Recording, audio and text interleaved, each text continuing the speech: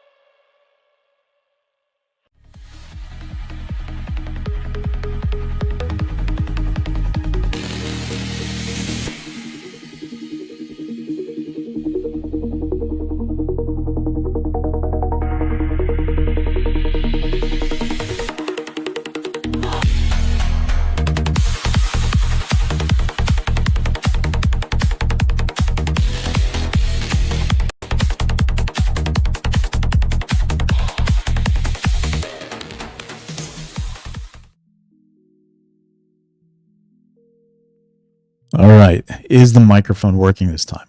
That would be a miracle, I think. I do see the bars moving, but do we have music? Do we have background music? Because that might be a first in a long time that everything audio-wise worked out. Thanks for joining. Everybody got the alpha wave music going on in the background. Hopefully makes everybody a little bit more calm and smarter, but couldn't say that that calm lasted in the Senate session for Kash Patel. Fireworks across the board. So many things going on today. Always a lot of things going on. You had Kash Patel going out there and testifying. I believe at some point earlier today, Lyle and Eric Menendez, the LA attorney, had some commentary that they were going to give on it. I don't know what the status of that one is, but just, you know, the type of news day that was going on there. And then, of course, there was the Charlie Kirk's assassin was in court. I don't know if he was putting in a plea or an arraignment or whatever it might have been, but he was in court. There was video of that. UN calling out Israel for potential genocide. There's so many things going on all at once, but I'm going to focus in on Kash Patel's event here. Hey, what's going on, Aztec Warrior? Yes, what's going on? I want to focus in on Kash Patel here. This is the second time. The first time, I think, that he came in. Was it confirmation? No, it was beyond confirmation. He was actually going in. The last time I remember him coming in was a budget review where they started to pick him apart and nitpick every little piece of his budget. Really annoyed Kash, and he started to become a bit hostile with the crowd. So I don't expect anything less. I haven't watched the whole thing. I'm going to watch it here together with you. There's quite a bit of content here. Let's get it rolling, but Kash never fails to impress.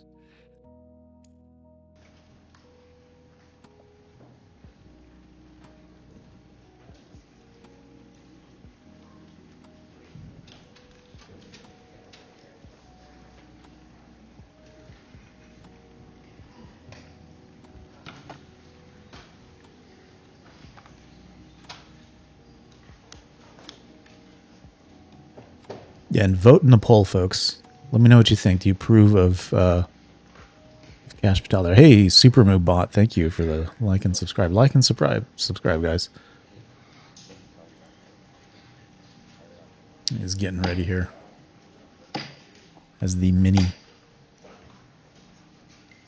pint of water. I don't know. I welcome Mr. There we go. Patel and all the people that are here to observe.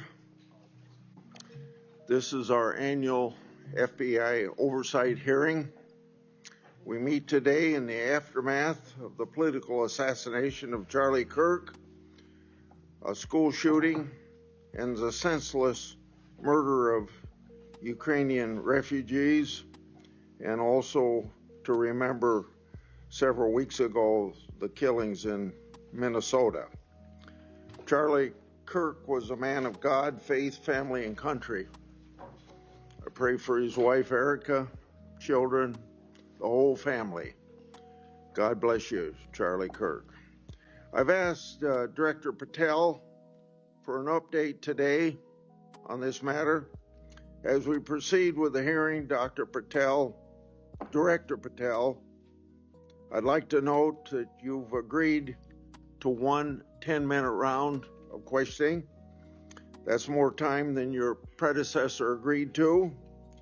When Director Wray appeared before this committee, he left early to go on a family vacation, and he wanted me to think it was business he had to conduct. Since your confirmation, you've been acquainted with the bureaucracy that you must reform and hold accountable. And that's no simple task. You've begun the important work of returning the FBI to its law enforcement mission. According to the FBI, since January 20th of this year, the FBI has been involved in the arrest of more than 23,000 violent criminals. This year, the FBI assisted in the arrest of more than 1,500 child predators and 300 human traffickers. And this year, the FBI helped rescue more than 4,000 children from predators. FBI teams nationwide are working alongside immigration and custom enforcement. This teamwork has resulted in the arrest and removal of a historic number of violent criminal aliens, gang members, and child sex offenders. Those are overwhelmingly better records than at least two of your past predecessors. During the Wray era at the FBI, the Bureau reallocated resources from child crimes to January 6 work. Director Patel, you've also moved agents from headquarters to field offices to better align with their law enforcement mission. Under your leadership, the FBI has apprehended several most wanted fugitives and secured the extradition of senior leaders of the Central American gangs like MS-13. Now, it's well understood that your predecessor left you an FBI infected with politics. I'm going to provide examples of that today, including making public new whistleblower records. At your nomination hearing, I made public records that whistleblowers provided me about Arctic Frost. Arctic Frost was the FBI case opened and approved by antitrust Trump FBI agent Thibault. Arctic Frost then became Jack Smith's Electra case against then Citizen Trump and now President Trump. These new records show that Arctic Frost was much broader than just an electoral matter. The case was expanded to Republican organizations. Some examples of the group that Ray FBI sought to place under political investigation included the Republican National Committee, Republican Attorney Generals Association, and various Trump political groups. In total, 92 Republican targets, including Republican groups and Republican-linked individuals, were placed under investigative scope of Arctic Frost. On that political list was one of Charlie Kirk's groups, Turning Point USA. In other words, Arctic Frost wasn't just a case to politically investigate Trump. It was the vehicle by which partisan FBI agents and Department of Justice prosecutors could achieve their partisan ends and improperly investigate the entire Republican political apparatus. So today, Senator Johnson and I are making these records public for the entire country to see, and I hope a lot of people are interested in seeing what government can do when various agencies have a political agenda. My investigative work has also exposed the political way in which Peter Navarro was investigated and prosecuted. When FBI agent Thibault found out that Biden's DOJ would prosecute Navarro, he said, "Wow, great." That's a quote, unquote. Through whistleblowers, I've obtained a audio recording of Special Agent Giagardina and Special Agent Sebastian Gardner's delivery of a subpoena to Navarro. I'm making that audio public today. In a court document filed by the Department of Justice, Navarro's interaction with the FBI was unfairly described as, quote unquote, the word combative.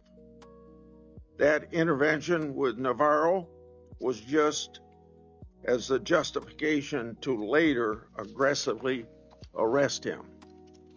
Then we get to the Clinton Annex and the Durham Annex. The Clinton Annex showed that the Comey FBI had evidence necessary to complete the Clinton investigation, the one about her mishandling of emails and classified information, but the FBI never did its job because it never reviewed the evidence at that time. The Durbin Annex showed that the Clinton campaign had a plan to falsely tie Trump to Russia, yet the Comey FBI failed to investigate that information.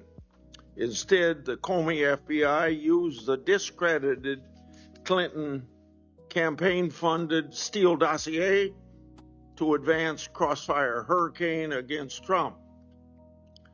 Director Patel, thanks in a large part to you, both annexes were finally declassified. That may be history, but it's history to make sure we don't repeat the history of the past. And the people ought to be concerned when the weaponization of government is used in this way, whether it's done by Republicans or Democrats.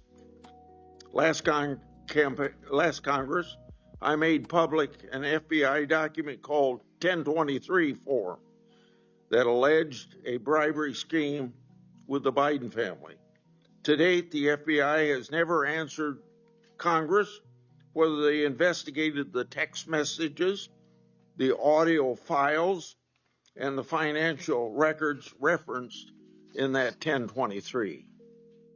Whistleblowers have provided my office with 2 additional FBI 1023 documents.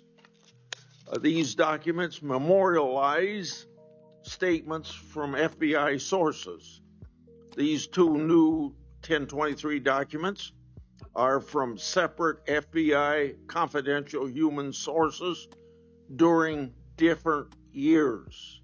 So in total, we now have 3 different FBI confidential human sources providing information about the Biden family and potential criminal conduct. Today, Senator Johnson and I are releasing these records.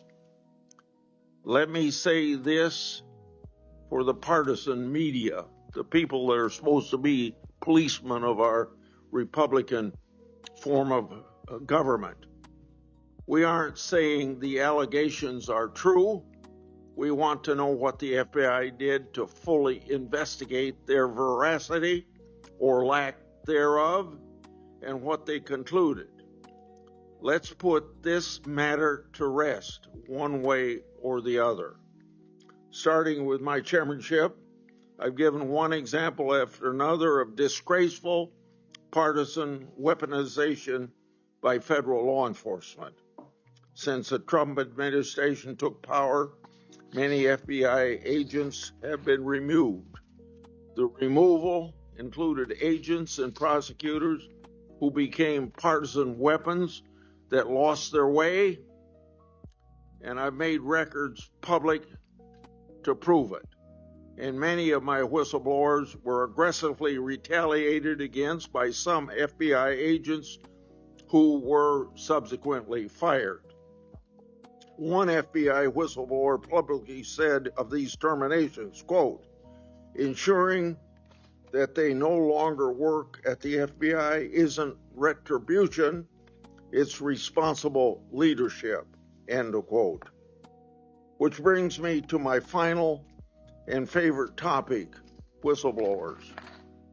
In August, 10 of my FBI whistleblowers secured compensation agreement because of your leadership, Director Patel. It included a mix of reinstatement to the FBI, reinstatement of security clearances, and monetary compensation. At the beginning of this month, another of my FBI whistleblowers got their job back. All told, across government agencies, almost 20 whistleblowers have received fixes to their retaliation. Today, you'll get a lot of grief from some members of this committee, but in the short amount of time you've been director, you've corrected whistleblower retaliation, increased transparency more than any other FBI director I've seen, whether that FBI director was appointed by Republicans or Democrats. And I've been around here more than anybody else on this committee. I yield to Senator Durbin. Thanks, Chairman Grassley, for holding this oversight hearing during a critical period in the history of the Federal Bureau of Investigation. During my 4 years as chair, I held 4 hearings with then FBI Director Wray. As a reminder to Republicans who claim the Biden administration weaponized the FBI, President Biden retained Director Wray, a lifelong Republican who was President Trump's nominee for the office. After his second election, in an unprecedented move, President Trump forced out Director Wray and nominated Kash Patel, arguably the most partisan FBI director ever. Director Patel came to the FBI with a political mission, and he spelled it out in writing in detail. He wrote, government gangsters, quote, the rot at the core of the FBI is not just scandalous, it's an existential threat to our Republican form of government, end quote. And with the power of his office and the blessings of the president, he attacked the FBI with a vengeance. Mr. Patel had falsely claimed the FBI, quote, was planning January 6th for a year, end quote. He even went so far as to produce a song by the January 6 rioters who violently assaulted police officers in the Capitol. He compiled an enemies list of public servants he called government gangsters, like former FBI Director Mueller, whom Patel called, quote, an utter swamp creature. Former Trump officials who served with Mr. Patel warned us he would weaponize the FBI to protect the president's allies and target his critics. And indeed, Director Patel has already inflicted untold damage on the FBI, putting our national security and public safety at risk. Since January 20th, the Trump administration has engaged in an unprecedented purge of FBI officials. As we heard from highly credible whistleblowers, Mr. Patel was involved in directing this purge even before he was confirmed, despite his sworn testimony to this committee. It began with terminations and forced retirements of all 6 nonpartisan career officials who run all 6 branches of the FBI, the executive assistant directors. Since then, at least 18 of the 53 special agents in charge of FBI field offices have been removed, along with many other senior officials. Individual agents have been targeted for termination simply due to the work that they were assigned, such as January 6th investigation. In fact, according to former acting FBI Director Brian Driscoll, in a lawsuit filed last week, Director Patel made this very plain, telling Driscoll personally, quote, that his own job depended on the removal of agents who worked on the cases against the president, end quote. And even though he knew, quote, the nature of summary findings were likely illegal. At the same time, Director Patel has installed MAGA loyalists as political appointees in key career positions, including conspiracy theorist Dan Bongino as FBI Deputy Director, the first time in the history of the FBI that this position has not been held by a career FBI agent. Director Patel has also reportedly initiated loyalty test, requiring dozens of officials to sit for polygraph exams and answer inappropriate questions about whether they've made negative comments about him personally. Of course, as is often the case in the Trump administration, the rules apply to thee, but not to me. As we understand it from highly credible sources, key members of Director Patel's senior executive team and others on the 7th floor had disqualifying alerts on their initial polygraph exam. Well, how did they survive? They survived because of a personal waiver by either the director or the attorney general to remain employed by the Bureau. Understand the context here. Political operatives in key positions, given the routine FBI polygraph exam, failed and had to receive waivers to continue their positions. They were lucky to keep their political appointments. They were. But the 5,000 career civil servants the director has so far forced out of the Bureau's ranks were not offered that same courtesy. 5,000. This mass exodus has created a disastrous brain drain, particularly in the fields of cybersecurity, counterterrorism, and counterintelligence. For example, my office has received information indicating that cuts to the Bureau's cyber division will cut personnel by half, despite the ever-increasing threats posed by adverse foreign actors. The brain drain is exacerbated by Director Patel's misuse of remaining FBI personnel and resources to focus on other priorities of this administration. According to reports, the 25 largest FBI field offices have been ordered to divert 45% of their agents from their primary missions to work on the mass deportation of immigrants. Just as concerning is Director Patel's plan to hire fewer qualified agents by removing the college degree requirement and reducing new agent training at Quantico from 18 weeks to just 8. So we have a brain drain and a significant watering down of training. Quite a record, Mr. Patel. His recently fired special agents and others have warned, fast-tracking inexperienced and improperly trained people into critical national security jeopardizes the Bureau's ability to effectively protect America. Director Patel himself had no training or life experience for this position. The result of that incompetence is staggering. For example, after Attorney General Bondi publicly stated in February that the Epstein client list was, quote, sitting on my desk right now to review, that's what she said on Fox, Director Patel diverted more than 1,000 FBI personnel from their critical missions to work on 24-hour shifts reviewing over 100,000 pages of Epstein-related records. These personnel were instructed to flag any records in which President Trump was named.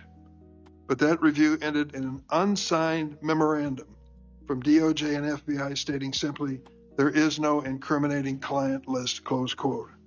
Director Patel still has not responded to my letter from 2 months ago asking about his role in this cover-up. On the day of the horrific shooting of Charlie Kirk at Utah Valley University, Director Patel again sparked mass confusion by incorrectly claiming on social media that the shooter was in custody, which he then had to walk back with another social media post. Mr. Patel was so anxious to take credit for finding Mr. Kirk's assassin that he violated one of the basics of effective law enforcement. At critical stages of an investigation, shut up and let the professionals do their job. Notably, Director Patel recently forced out Special Agent in charge of Salt Lake City, Mayim Saeed, a counterterrorism expert with 20 years' experience, who would have led this high-profile investigation. The men and women who serve at the FBI and the American people deserve a director who has the ability and the character to restore the Bureau to its place as the preeminent law enforcement agency. I want to close on a personal note. I came of age in the 1960s. We experienced a number of horrific assassinations, including President John Kennedy, Senator Robert Kennedy, and Dr. Martin Luther King. We are going through a similar period of division and political violence.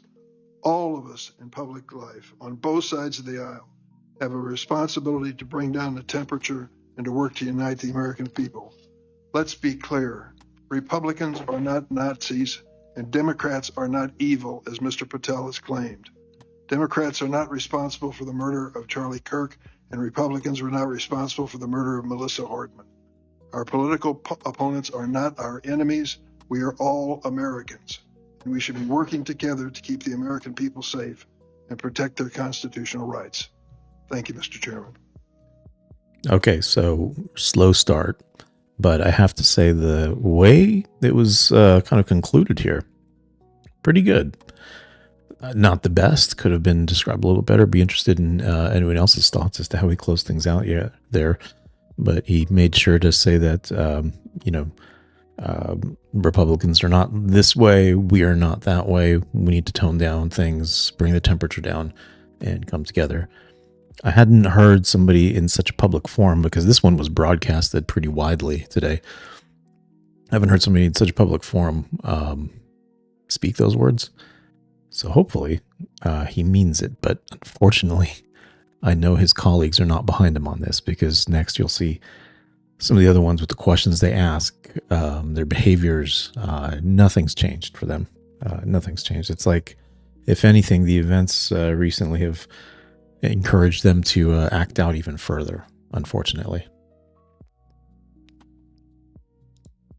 Would you please stand so I could swear?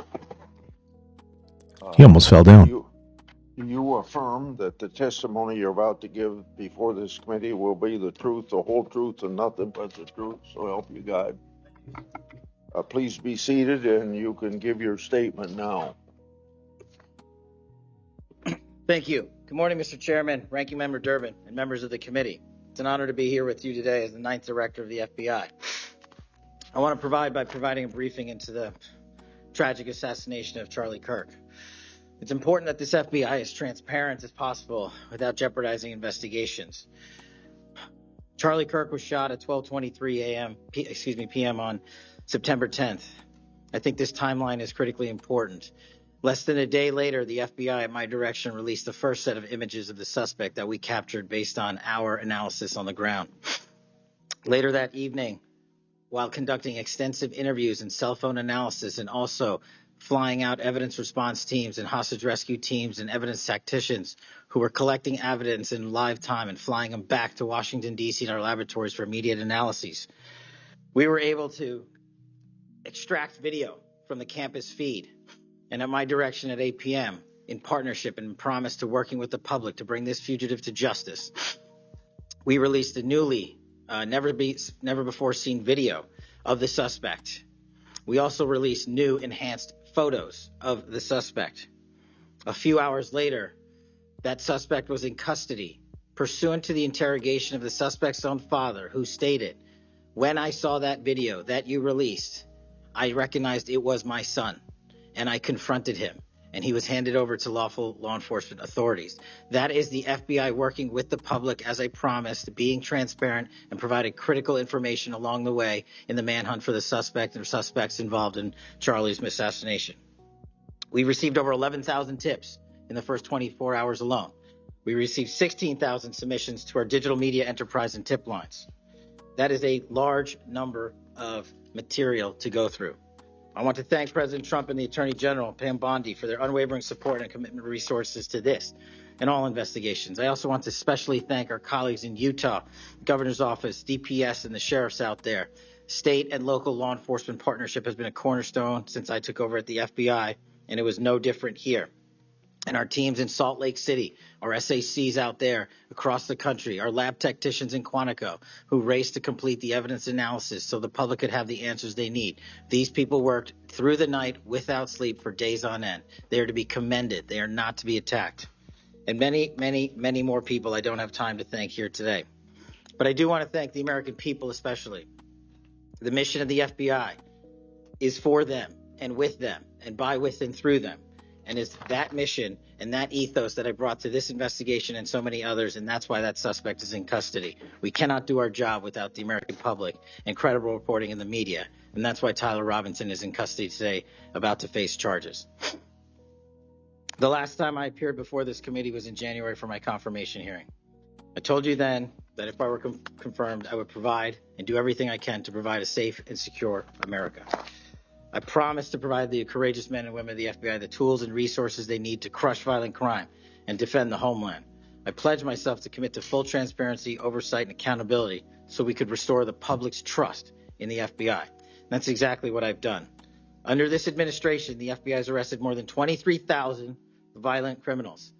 That's more than twice for the same time period from last year alone.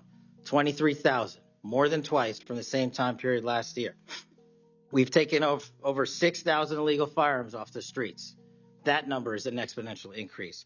We've identified and located more than 4,700 child victims. More than 4,700 child victims have been found by this FBI. That is a 35% increase from the same time period last year. 1,500 child predators have been arrested. That's a 5% increase from the same time last year. 300 human traffickers have been arrested. That's a 10% increase from the same time last year. Over 350 members of Tren de Aragua, foreign terrorist organization, have been arrested, and we have 42 ongoing cases. That is a 250% increase from the same time last year. Those are just some of the things the FBI is doing differently and better because we are leading the mission to crush violent crime and defend the homeland. We have also captured four top 10 fugitives from the FBI's top 10 most wanted list. To put that in perspective, that's the same amount I've captured in 7 months than my predecessor did during the entirety of the Biden administration. Those are real results, and the credit is to the men and women at the FBI. We've been able to achieve these results because the FBI recognizes violent crime doesn't just happen in Washington, D.C. That's why one of my first decisions as a director was to get the people, the Bureau's professional staff, out to the field. And we've done that with great speed. And every single one of your districts and states has received a plus-up of FBI personnel, agents, and special operators to the tune of almost 1,000. We did that because crime had unexpectedly and unacceptably exploded across the country. In fact, one of the stats that the American people should thank the FBI the most for is we are on track to have the lowest murder rate in modern American history. The lowest murder rate by double-digit percentages. A major factor in the drop of this violent crime is the FBI's flagship Operation Summer Heat.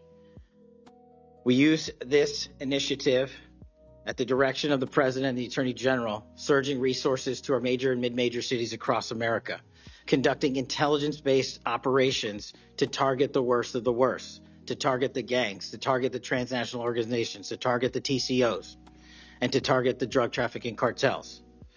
And we have taken them out city by city. There's a lot of work left to be done, but we're off to a great start. Just ask the citizens of Seattle, Miami, Memphis, Charlotte, Chicago, and so many more places. Specifically in New Orleans and Nashville alone, there has been an increase in the number of violent crime arrests by an average of 250% for each of those cities. And there has been a drastic reduction in crime across the board in mid-major cities across this country, thanks to the men and women of the FBI. How are we doing that? We are attacking the drug epidemic. We've seized nearly 1,000 kilograms of meth and cocaine off the streets of America. We've taken over 1,600 kilograms of fentanyl off the streets. Maybe one of the greatest achievements we have this year, 1,600 kilograms of fentanyl. That's a 25% increase from the same time last year. To put things in perspective, that's enough fentanyl to kill a third of the American populace, 115 million Americans. We're also going after the companies that manufacture these precursors overseas in places like mainland China and their cutting agents. In fact, this month in Cincinnati, we announced groundbreaking charges aimed at the individuals and businesses responsible for flooding these opioids and their precursors and cutting agents into the streets of America. And for the first time that I can remember, we are charging these businesses and enterprises, not just in America, but in mainland China, and seizing their operational necessity to have money by seizing their cryptocurrency wallets. We're also equally important to protecting the homeland. We know we have a no-fail mission. We're committed to keeping our nation safe from terrorism, cyber attacks, and foreign adversaries. Whether stopping threats inspired by foreign terrorist organizations or lone wolf actors or sponsored by hostile nation states. This year, we've already made nearly 60 counterintelligence arrests. 60 counterintelligence arrests this year alone is a 30% increase from the same time period last year for the CIA work at the FBI. I'm proud when we can share our successes, such as when an espionage charge was brought against an active-duty U.S. Navy sailor caught spying for the People's Republic of China. But I want the American people to know the FBI is protecting the homeland from foreign adversaries in a way that will never make the news, and a lot of the good work that they do will never be able to discuss in this setting. We're working on cyber threats. We're attacking malware infrastructure, going after ransomware attackers, delivering a new partnership with the private public sector engagements we've taken with the companies who are attacked by these foreign adversaries and nation-state actors and individual enterprise rings from around the world. We are combating Salt Typhoon, Vault Typhoon, Flax Typhoon, and so many other ransomware and cyber threats this nation faces. We're also arresting people such as Tajik national in Brooklyn, who was suspected of sending tens of thousands of dollars to support ISIS. We're going after the new form of what I refer to as modern-day terrorism in America, 764 crimes that involve harming our children by going after them online, causing self-mutilation, suicide, sexual abuse, and steering them in the wrong direction. Currently, we have 3,500 international terrorism investigations. Specifically, we have in this country 1,700 domestic terrorism investigations, a large chunk of which are nihilistic violent extremism, NVE. Those who engage in violent acts motivated by a deep hatred of society, whatever that justification they seem is. The FBI has seen a 300% increase in cases opened this year alone versus the same time last year. In the last couple of months, the FBI secured a guilty plea for a man in Tennessee who attacked an energy facility with drones and explosives. We secured the indictment of a violent Sinaloa cartel faction leader in Chicago on narco-terrorism charges. Our folks in Sacramento collaborated with domestic and international partners to secure a guilty plea for a leader of a transnational terrorist organization who solicited the murder of federal officials. But the Bureau's job is not done. I'm committed to this transparency. Mr. Chairman, you alluded to our work with Congress. To date, in the 7 months that I've been FBI director, we have produced 33,000 pages to the United States Congress, 33,000 pages. Just to put that in perspective, my predecessor in his 7-year term issued 13,000 pages to Congress, and his predecessor in his 4-year term issued 3,000 pages to Congress. I've issued 33,000 pages in 7 months, and we're going to keep going. I'm dedicated to restoring the trust that the public has and needs in the integrity at the FBI, and it's being done every day by the men and women of the FBI. Now, I know that there's a lot of talk about Epstein, and I'm here to testify that the original sin in the Epstein case was the way it was initially brought by Mr. Acosta back in 2006. The original case involved a very limited search warrant or set of search warrants and didn't take as much investigatory material it should have seized. If I were the FBI director then, it wouldn't have happened. The search warrants were limited to small time periods to include 2002 to 2005 and 1997 to 2001. Mr. Acosta allowed Epstein to enter in 2008 to a plea and non-prosecution agreement, which then the courts issued mandates and protective orders legally prohibiting anyone from ever seeing that material ever again without the permission of the court. The non-prosecution agreements also barred future prosecutions for those involved at that time of those individuals. Still, this administration, at the direction of President Trump, has done more to turn over all the credible information we are legally able to do so, and we will continue to work with Congress to achieve that end. Under the direction of the President, thank you for your support for our mission to working to jointly deliver transparency and congressional oversight to the United States. Lastly, I want to close with the President's initiative here in Washington, D.C. as an example of what we're doing around the country.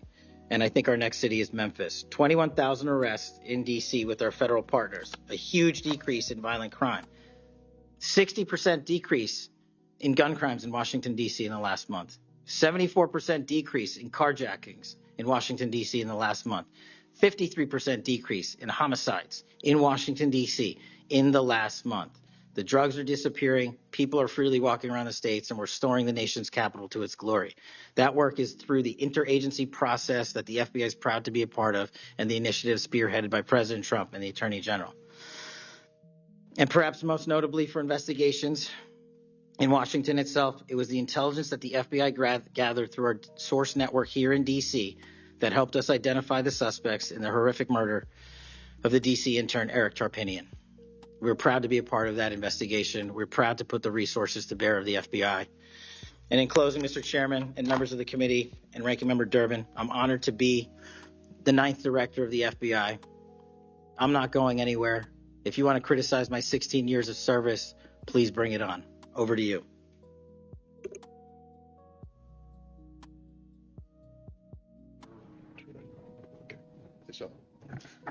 Thank you.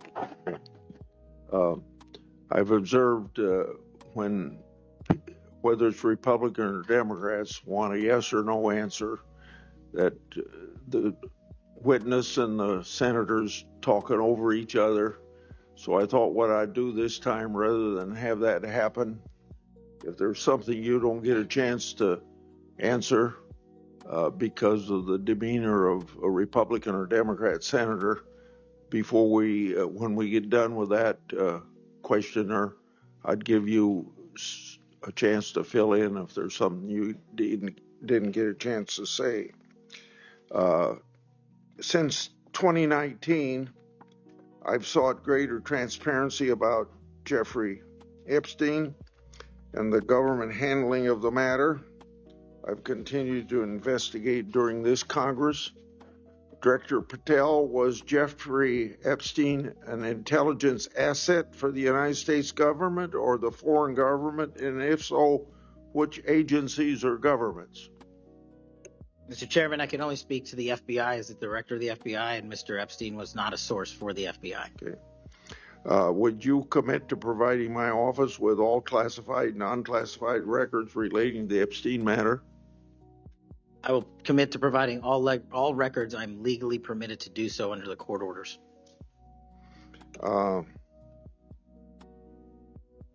It seems to me that I accept your answer to my question, but the broader intelligence community ought to answer these questions as well.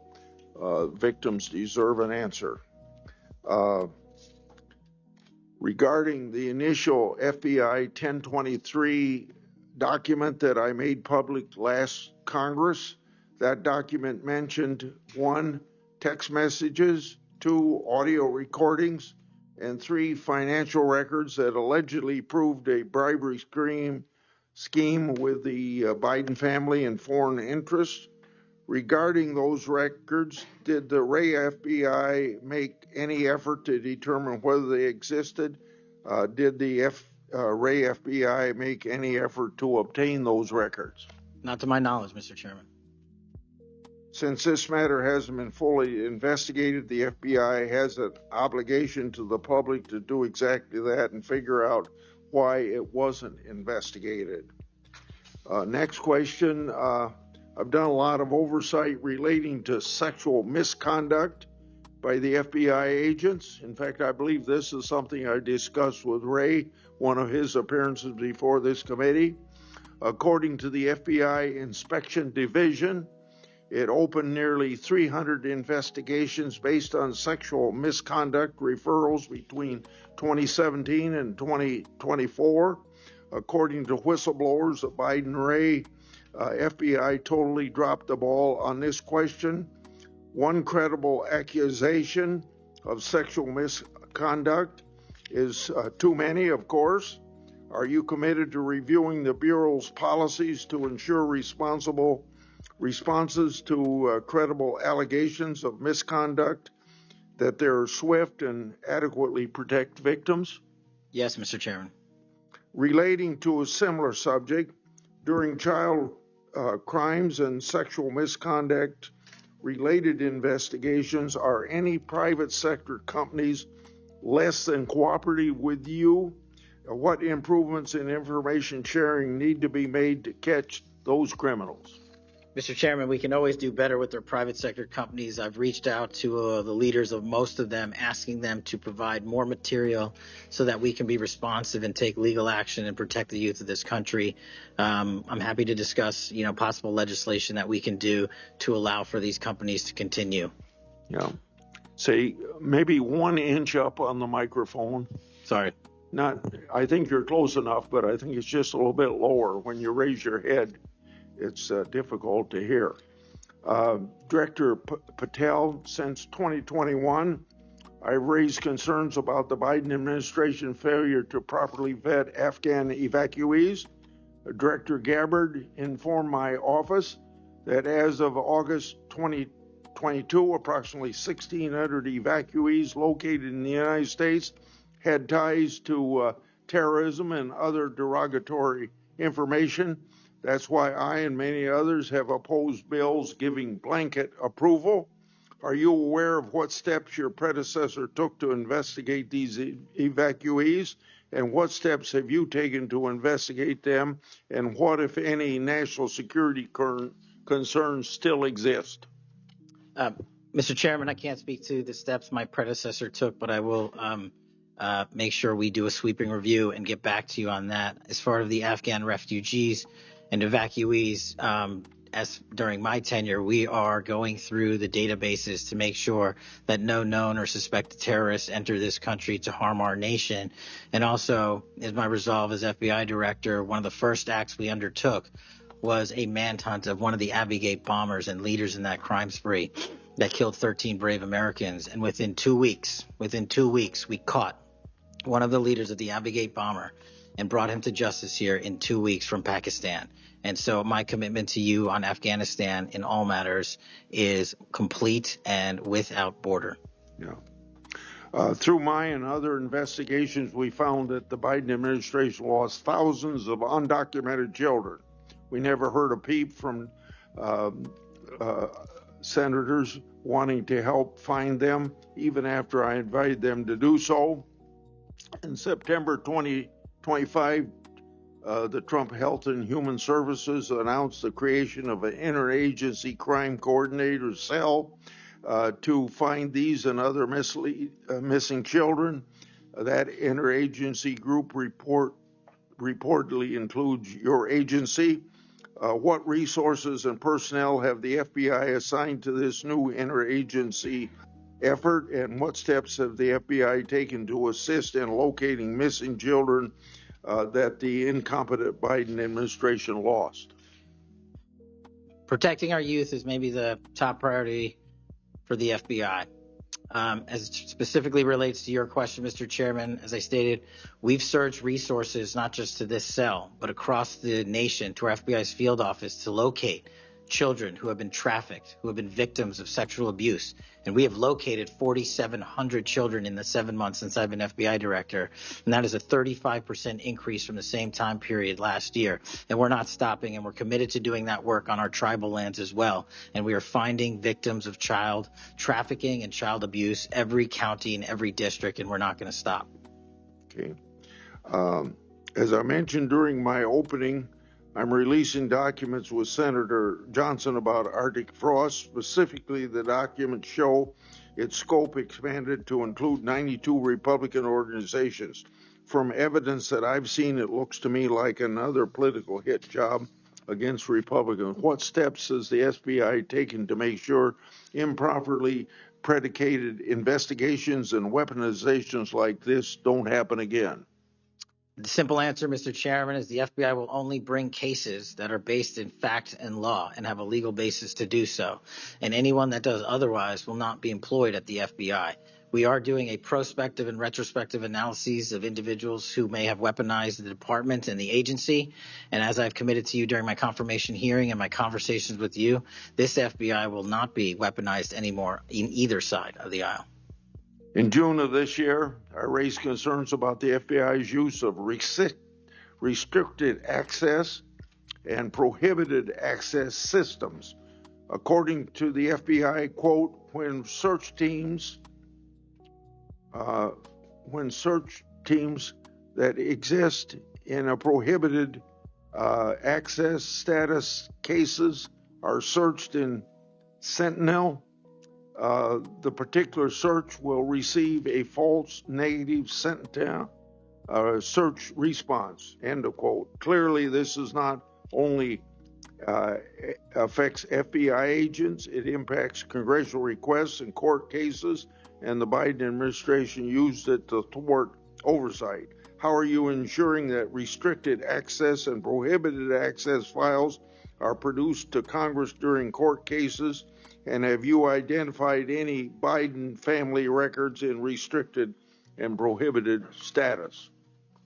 As I've committed to you with my transparency initiative, whether it's restrictive or prohibited, every single thing we can legally provide to Congress, we will. We've also restructured how these restrictive and prohibited cases are labeled and provided access to more people in the chain of command so that more people have knowledge of what these restricted and prohibited cases are, including myself and the deputy.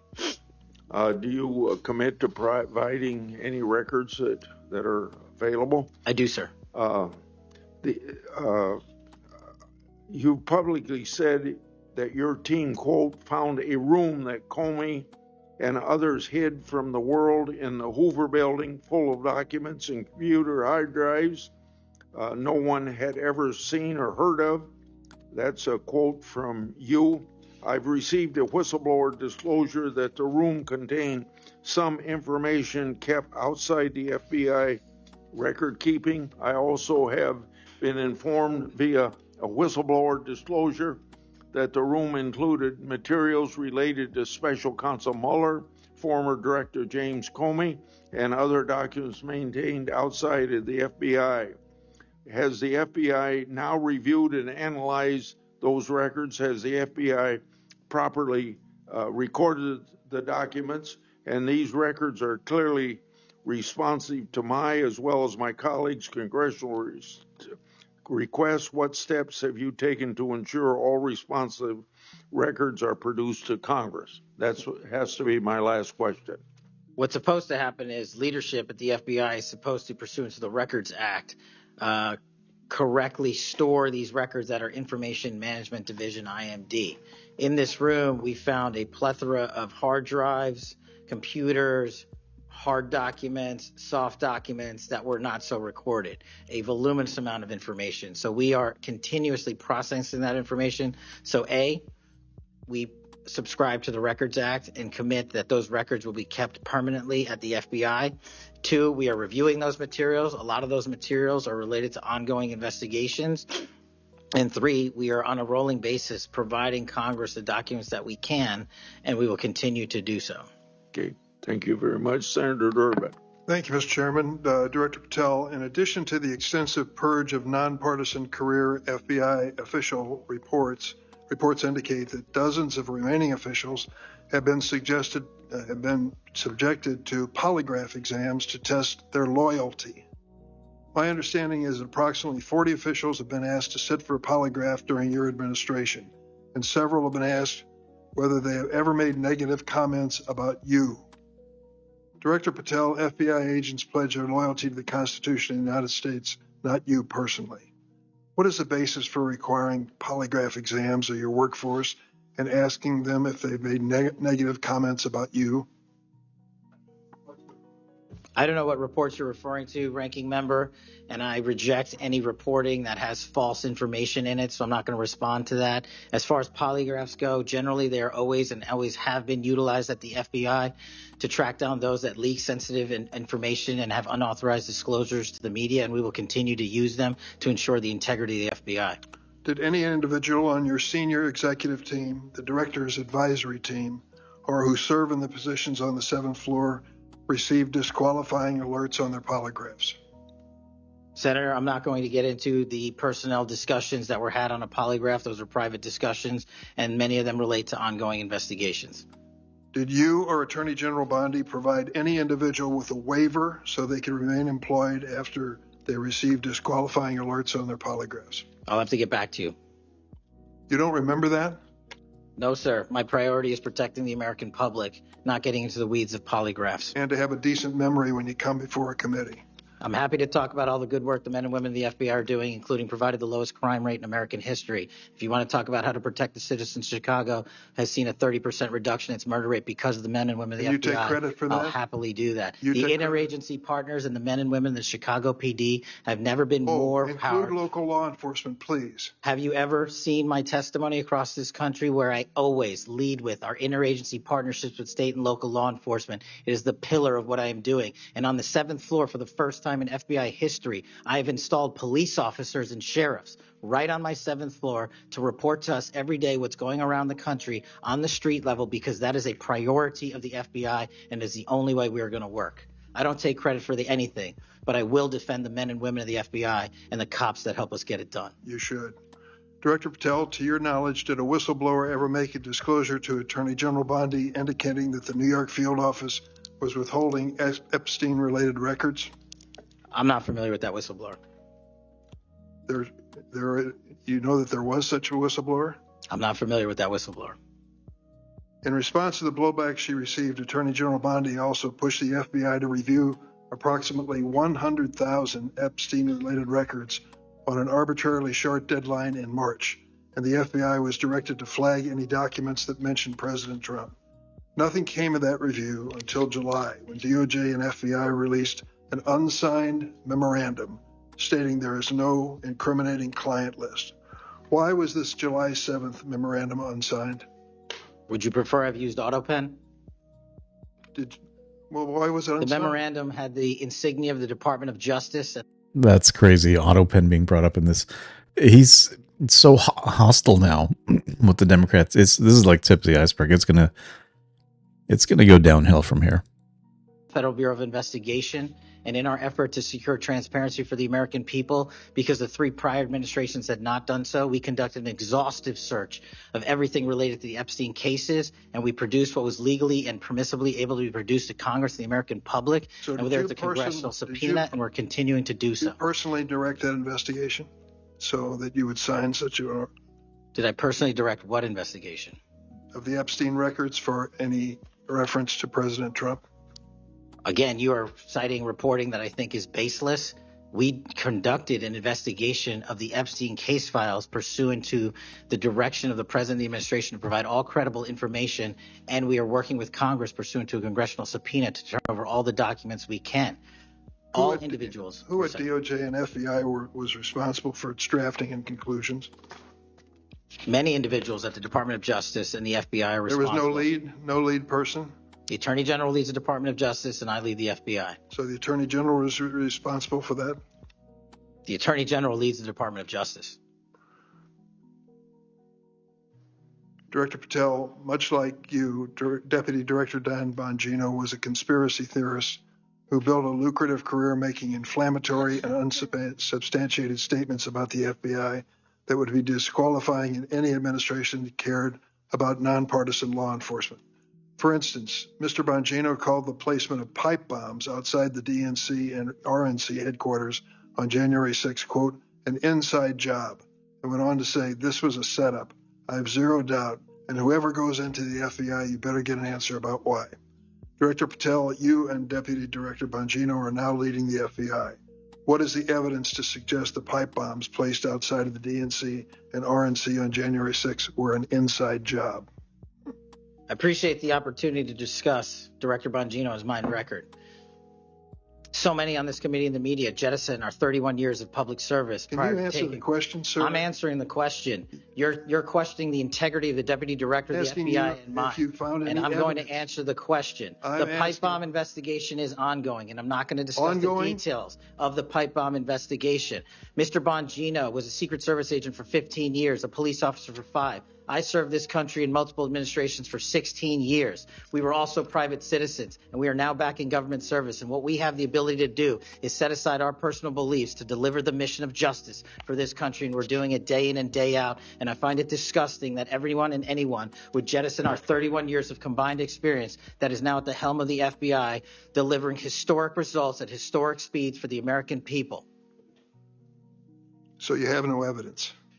I got a lot of evidence, and I'll give it to you when I can.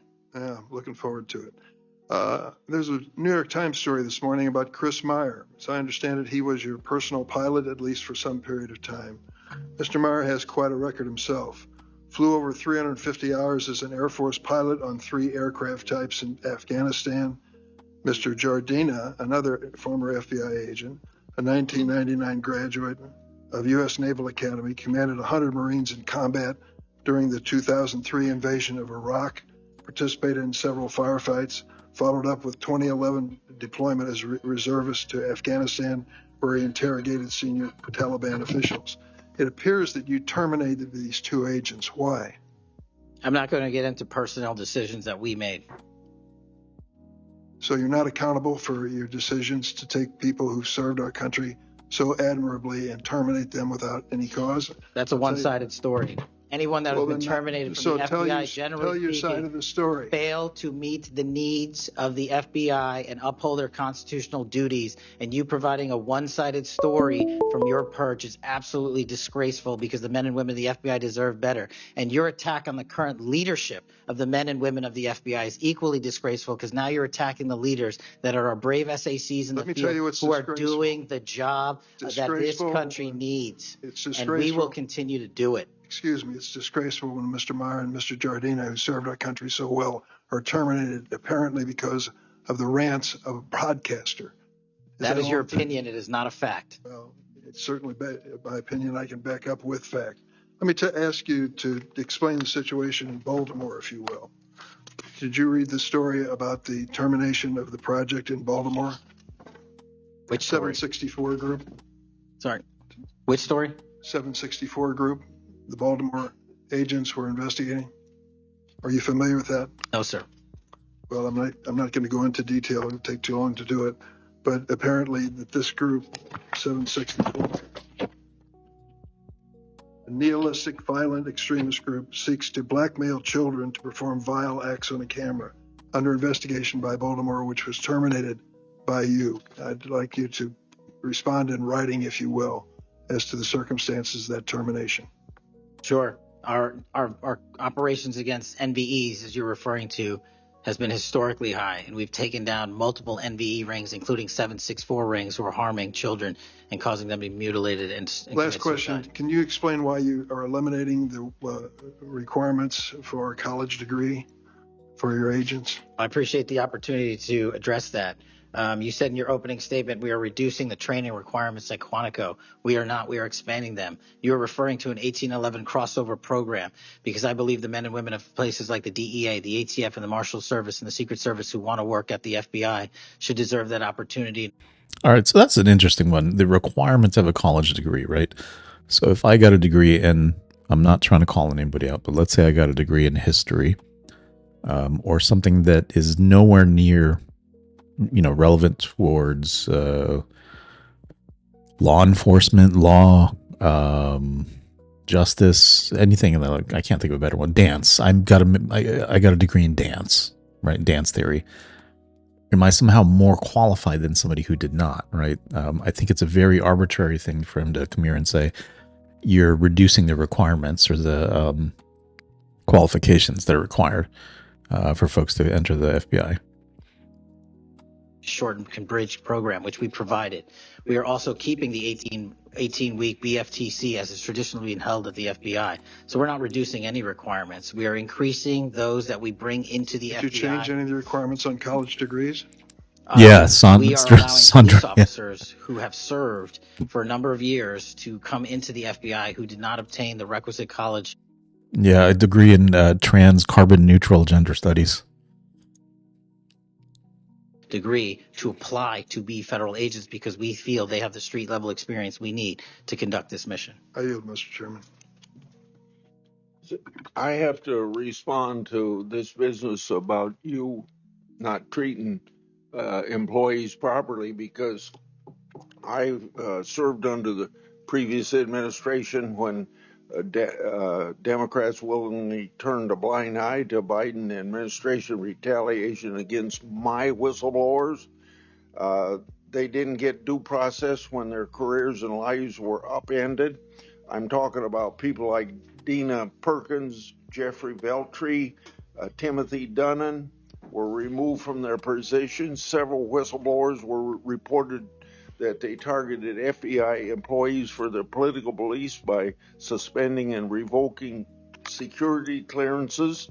One FBI whistleblower said that Perkins, Vetri, Dunnan, and other FBI leaderships were, quote, responsible for what happened to me and my family, ensuring that they no longer work at the FBI isn't retribution, it's responsible leadership.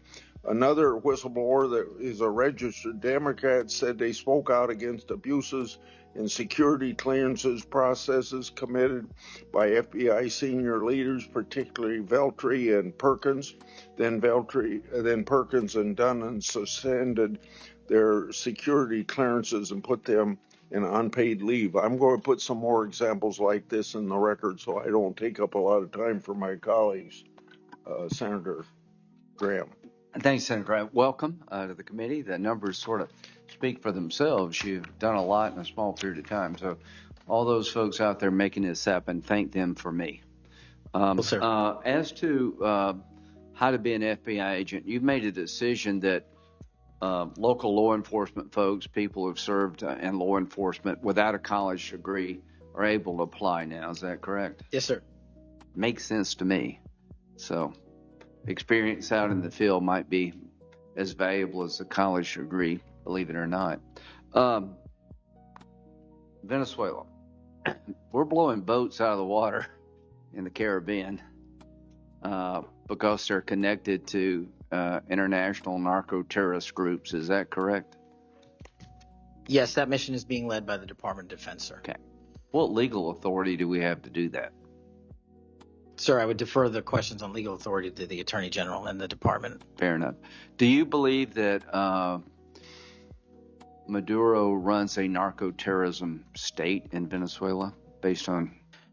I believe based on the intelligence and prosecutions and investigations we are currently running, a large portion of the cocaine that exits out of South America, its origination point is in Venezuela, and using transshipment points through Haiti, they're using the navigable waterways in the Caribbean to the end state delivery, which is the United States of America, and we will hunt down every single one of those narco traffickers with the authorities. There's some actual indictments of Maduro as an individual for being involved in that. Is that correct? Senator, I think you're referring to the DEA indictment on that one. Right. So I guess the point is, would it be fair to say that Venezuela is a good candidate to be labeled as a state sponsor of terrorism under U.S. law? Senator, from my perch, we will provide the intelligence necessary for anyone who meets the threshold to be a state sponsor of terrorism, and this administration has expanded. I think they are, so we'll be going down that road. China. On a scale of 1 to 10, 1 being nothing, 10 being great, how is China helping with the fentanyl problem here in the United States? Under this administration, we have taken, as I highlighted the Cincinnati case, the precursors are the problem. The fentanyl is the end state that kills American Well, citizens. the precursors are made in China, right? They're made in China. And so for the first time in a decade, I had a call with my counterpart in the MPS, the Ministry of Public Services, to attack the precursor chemical companies and have those chemicals Is it labeled. too early to rate the success? We have indicted multiple businesses in China. We've also cut off the transshipment points of those precursors. They switched. Once we got on their track about their delivery routes to the Mexican drug cartels directly, they started going to India. We called the Indian authorities, and they shut down those transshipment points. So we're continuing to work with our partners So China overseas. is helping, would you say? They are starting to help, and we are hoping under this administration's leadership we can get more Let of their me help. know, in the coming months if that continues, because if they are helping, that's a good thing. Yes, I sir. think we need to celebrate the breakthrough. If they're not, that would be a bad thing. So after the assassination of Charlie Kirk, there seems to be one refrain from everybody, and that's about the effect of social media. Do you believe that social media is one of the instruments radicalizing America and inciting violence? Well, it's not. My belief is based on the data, and the data shows that social media is wildly out of control when it comes to You're radicalizing. dead right. So what did you just say? This guy's the FBI director. He says that social media is wildly out of control. Now, free speech, we all agree with that, but you can't yell fire in the theater, right? Yes, sir. Free speech doesn't allow you to go online and groom a child for sexual. No, it does not. Okay, free speech doesn't allow you to go on the internet and basically incite somebody to kill another person, right? Absolutely not. So if it's illegal offline, it should be illegal online. Agreed? Whatever the law is. Yes, sir. Just because you're online doesn't give you a get out of jail free card. No, sir. So if a parent is worried about a child being bullied on a website, what rights do they have under U.S. law? We have to balance the rights, as you said, Senator, of free speech versus those that encroach Is there upon any violence. law that can shut down one of these sites for bullying children or allowing sexual predators on the site? We are able to attack certain sites on the dark web. When it comes to the open internet infrastructure system, we have to reach a threshold to attack a company's position that only subscribes to violence. Can the parents sue that company? They can. They can? They can sue not the social media companies. That's what I'm talking about. They can sue the companies. No, I'm talking about the social media company that gives lives to this behavior. No, you're referring to Section 230, sir. Yeah.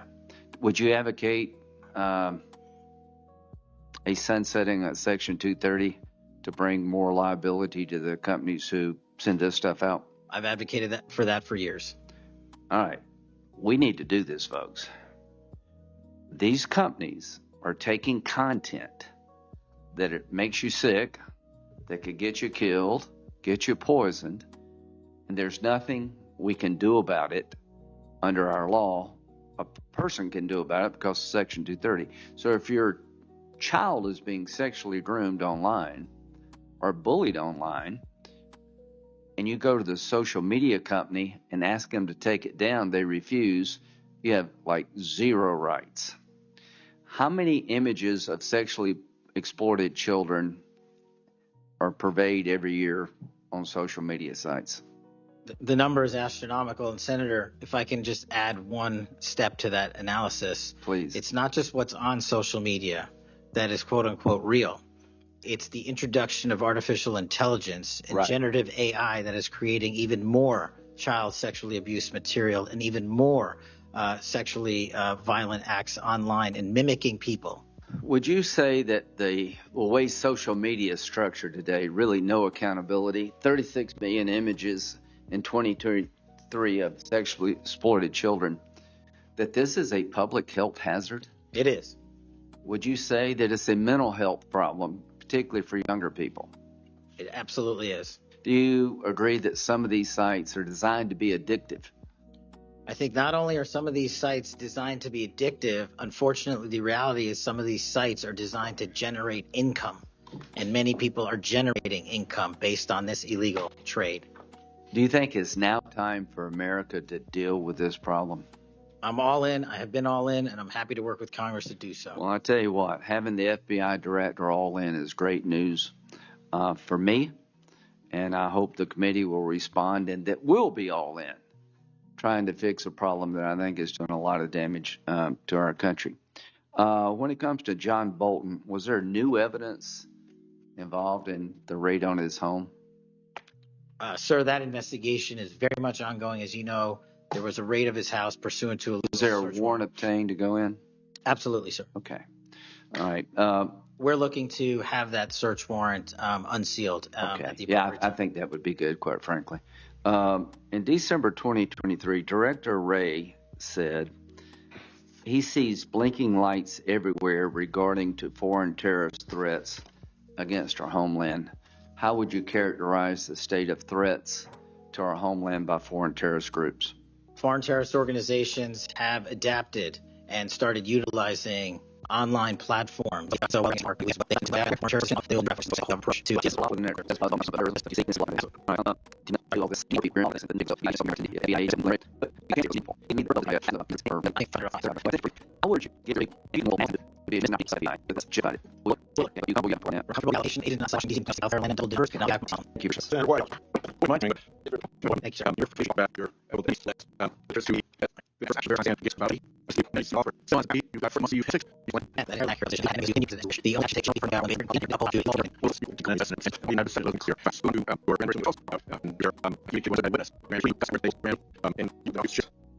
saying I can't go into court orders granted by the D.C. District Chief Judge, and you want me to violate a court order.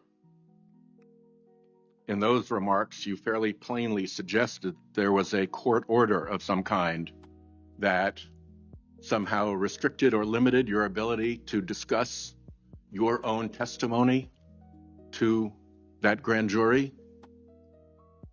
Since then, that chief judge that you mentioned, Judge Boasberg, has written, and I'm quoting him here, Federal Rule of Criminal Procedure 6E allows witnesses like Patel to divulge the contents of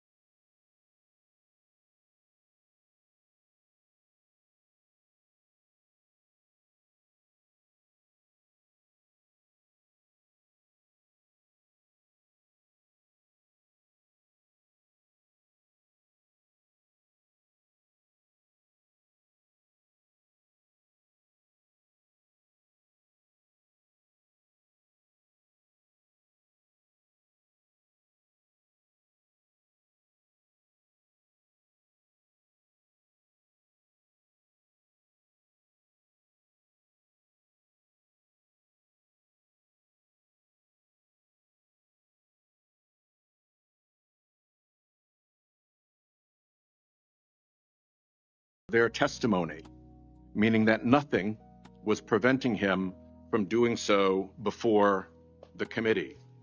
Can we confirm here today that there is no court order of any kind that limits your ability as a witness before the grand jury to discuss your own testimony? The FBI does background investigations. In the case of a U.S. attorney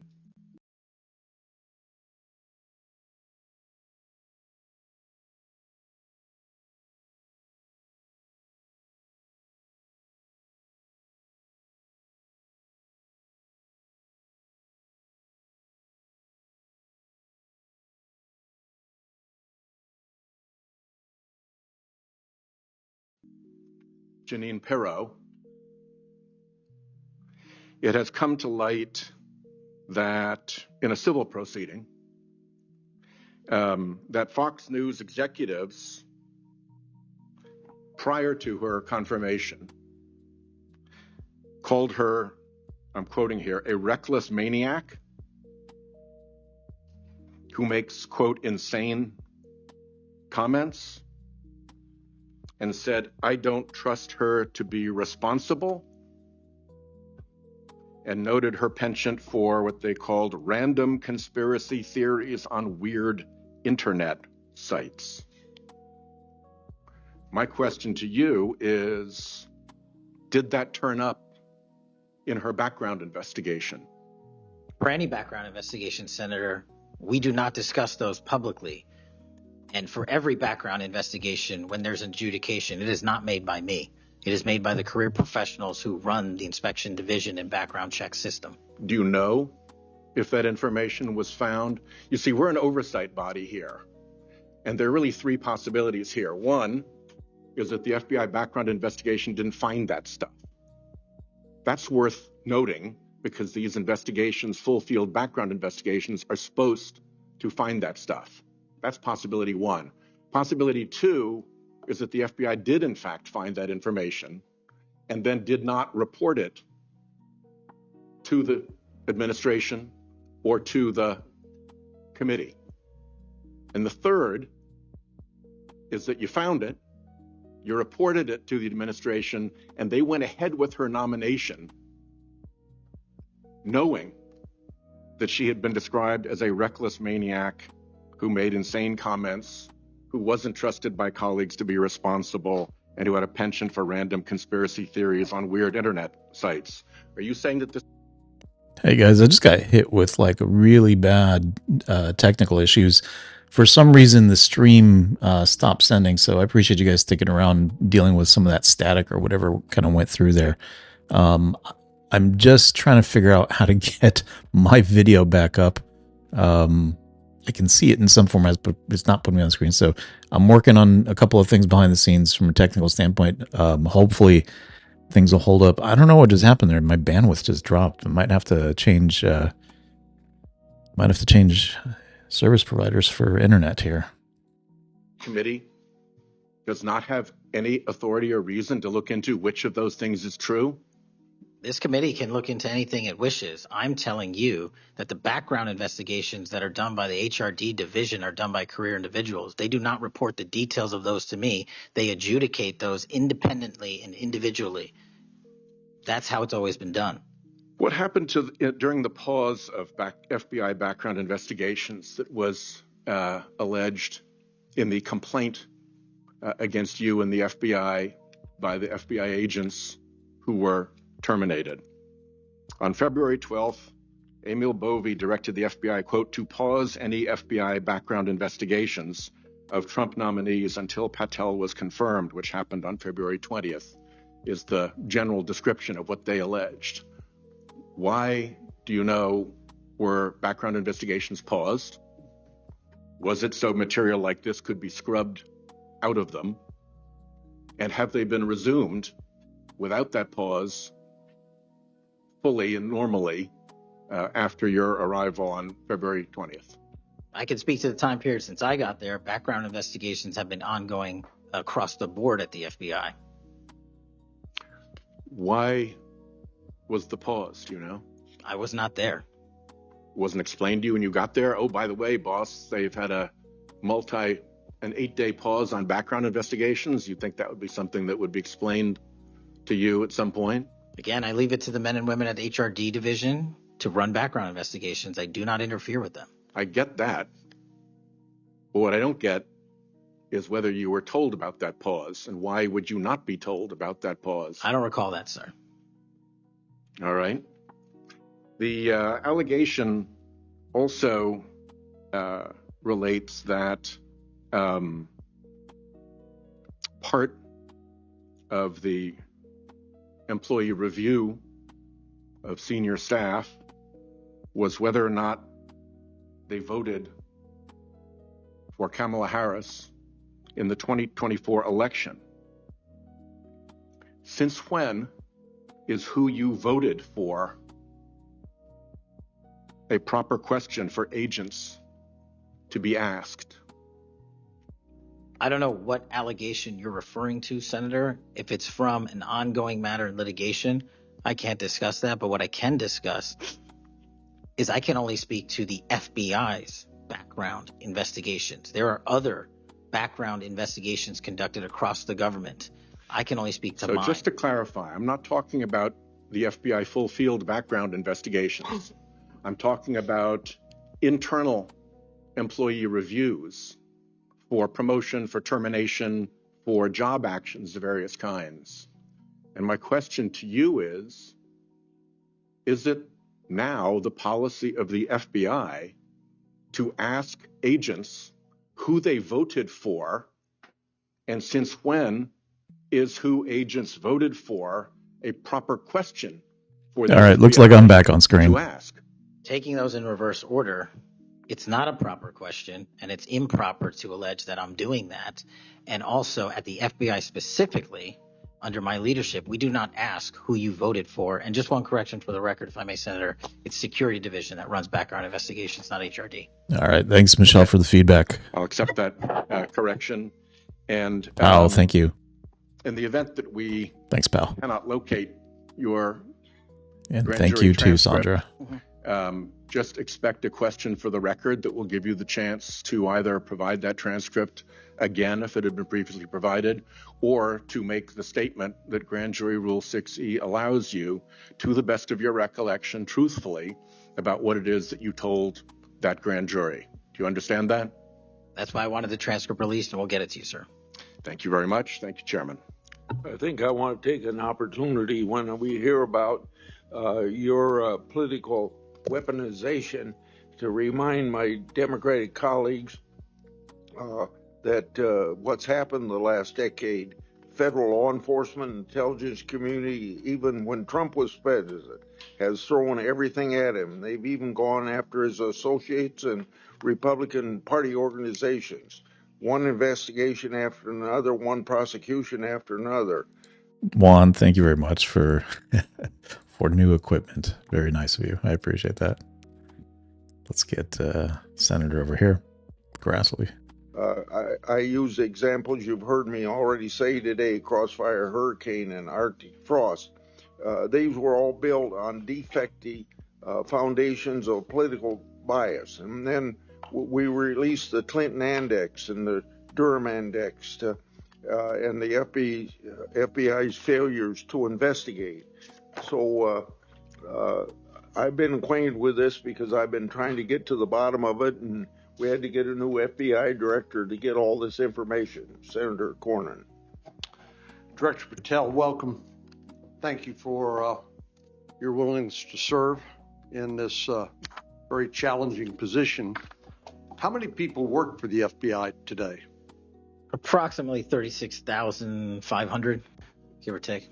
I've always wondered whether an organization that big and that diffused all across the nation was actually capable of being managed.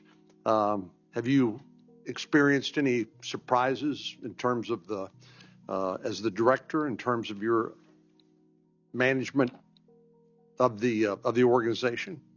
In my experience, Senator, the leaders in the field are supposed to lead. So we have empowered and we have changed the structural operation of the FBI to empower SACs in the 56 field office, 55, 56 come 1 October, to lead the mission. We've also empowered the respective assistant directors and operational directors to lead the mission. That is how you manage 36,500, 37,000 people. No one or two people can do it. And that's been the transition, is the power structure is being pushed out to the field operations. Which sounds like a very practical way to approach it. And how is morale? Morale, when I travel around the country, in my experience, has never been higher. The FBI and the police officers that we work hand in glove with across this country are excited to do the work. And the stats that I'm citing are no achievement of mine. The stats that I'm citing in the 7 months that I've been there, such as a 42% increase in cyber arrests alone this year, is because the men and women at the FBI have been empowered in the field. They want to do the work. They're getting the opportunity to do the work. And with our great partners in the respective states like Texas, and where we just returned a top 10 most wanted fugitive in Cindy Singh, are getting the ability to make those prosecutions a reality. By the way, Senator Durbin was asking about polygraphs. Aren't polygraphs a standard part of the standard test given to people with security clearances across the intelligence community? They are. As a condition to maintaining your security clearance? I believe they are. Speaking of intelligence, one of the things that I've wondered about over time is, the FBI is a premier law enforcement agency in the nation, but you also have other important responsibilities in counterintelligence. And there's been different debates or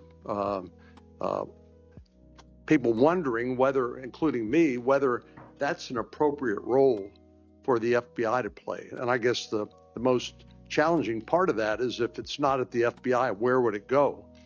But can you, given your background, I know, as working on the HIPSI and your intelligence background, can you talk a little bit about what you think about the counterintelligence role of the FBI agents and how that's working, whether you think it's performing the way it should, or whether there are other changes or reforms need to be made in order to improve its functioning? As you know, the threats from our adversary nations are just proliferating every day.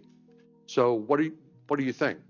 The espionage activities of our adversaries have never been so high, and I think the counterintelligence mission is properly housed within the FBI because we've invested with those authorities for Congress, and I believe that mission set is working. And if I can, sir, since January 20th of this year, the FBI has made 55 arrests on the counterintelligence mission alone. That's a 30% increase in CI arrests from the same time year-to-date last year. We've arrested 33% increase in PRC counterintelligence arrests, an 83% increase in Russia counterintelligence arrests from the same time last year, then a 60% increase on Iran counterintelligence arrests from the same time period last year. So we are already on total exceeding the entirety of the number of arrests from the previous year on counterintelligence matters across the board. And in my opinion, the FBI is the only agency that can do it. Now, we work with the interagency to do it, and we need them, but we have the mission set. Thank you. You know, sometimes I wonder whether we sort of repeat the way we do things because we've always done it that way. And I'm getting up to building up to this issue.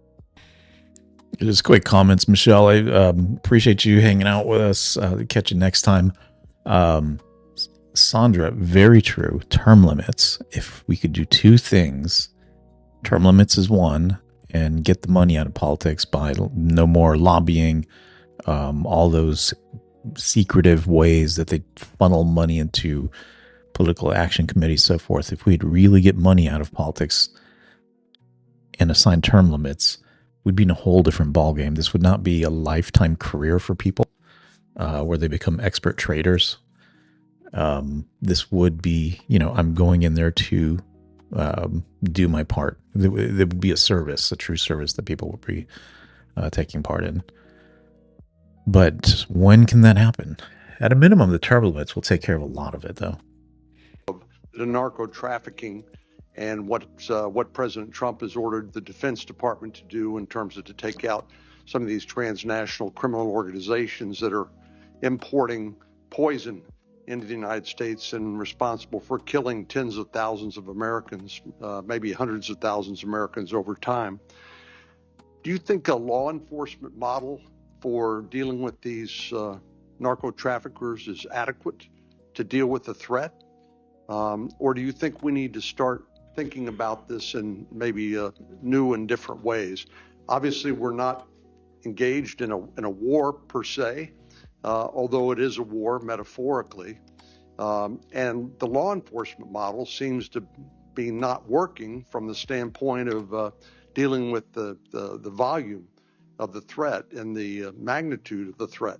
Do you think we need to start thinking about how do we deal within constitutional legal parameters to deal with this problem in a different way to be more effective in protecting the American people? Absolutely. And the way to analogize this and why I've advocated for the designation, and I'm thankful that the Trump administration has designated these cartels and narco traffickers as foreign terrorist organizations, is because we must treat them like the foreign terrorist organizations post 9/11. We must treat them like the Al-Qaedas of the world because that's how we're operating. And just treating them with law enforcement capabilities alone was wholly insufficient to wipe out the targets in their entirety. They always had the next man up philosophy. If you take out the leader, they got 10 guys behind him. But in order to eliminate, and that's the key, eliminate the drug trade and eliminate the pouring into this country of narcotics, we have to use our authorities at the Department of War and the intelligence community to go after the threat like we did terrorists when we were manhunting them. And now we have that ability, and we're seeing that in live time, whether it's on the strike on the boat or going down into Mexico and working with our Mexican authorities with these intelligence assets to say we've located not just the person in charge, the cadre in charge, but the entire network. And we are now able to dismantle that entire network. It's going to take time. The manhunt after 9/11 took some years, and this is going to be a years-long mission. Well, I'm glad you mentioned the counterterrorism mission because we've had a lot of experience, the U.S. government writ large, with dealing with terrorism in the Middle East and elsewhere. And obviously some of our friends and allies, like Mexico, for example, are very sensitive about sovereignty and being able to control what happens on their territory, but yet we're beginning to see more and more cooperation, as you point out, in that regard.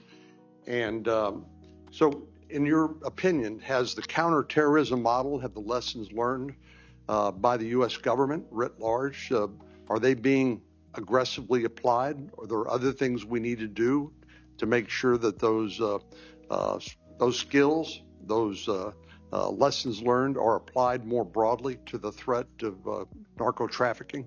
I can only speak to the FBI. We are applying all of them to our the CT mission set to the CN mission set, and we're using the new authorities given to our intelligence community partners in the Department of War to combine these collective efforts and in a new way, meeting together and creating an interagency process that gets after this threat dynamic. And whether that's in a kill operation, a capture operation, a surrender operation, or a host nation takedown, like we did with the counterterrorism mission sets in Afghanistan, in Iraq, in Pakistan, and elsewhere, we are applying that to the drug traffickers in Mexico and Venezuela. Thank you very much. Thank you, Mr. Chair. We have seen too much political violence in this country. We all know that. I've just last week, Director, your friend Charlie Kirk was gunned down on a college campus. I'm sorry for your loss. In Minnesota, only 2 months ago, a madman took the life of my friends, Melissa and Mark Portman, shot Senator John Hoffman and his wife Yvette a combined 17 times. And evidence indicates that he would have killed a lot more if law enforcement hadn't intervened. Just last month in my state, we were again shook to the core when little kids were shot down through stained glass windows in Annunciation Catholic Church in Minneapolis. And while the victims weren't politicians in this case, they were 6-year-olds and 8-year-olds, the manifesto that the shooter left behind was political. But in the words of your own federal law enforcement, this person was an all-purpose hater. Went after blacks, Hispanics, the president, Muslims, Jews, nearly everyone. And this happened during the first mass of the year for these kids. They were excited to see their friends, meet their new teachers, and 2 children, 8-year-old Fletcher Merkel, 10-year-old Harper Moisky, were murdered. 21 other people injured, some of the kids, 18 kids, severely.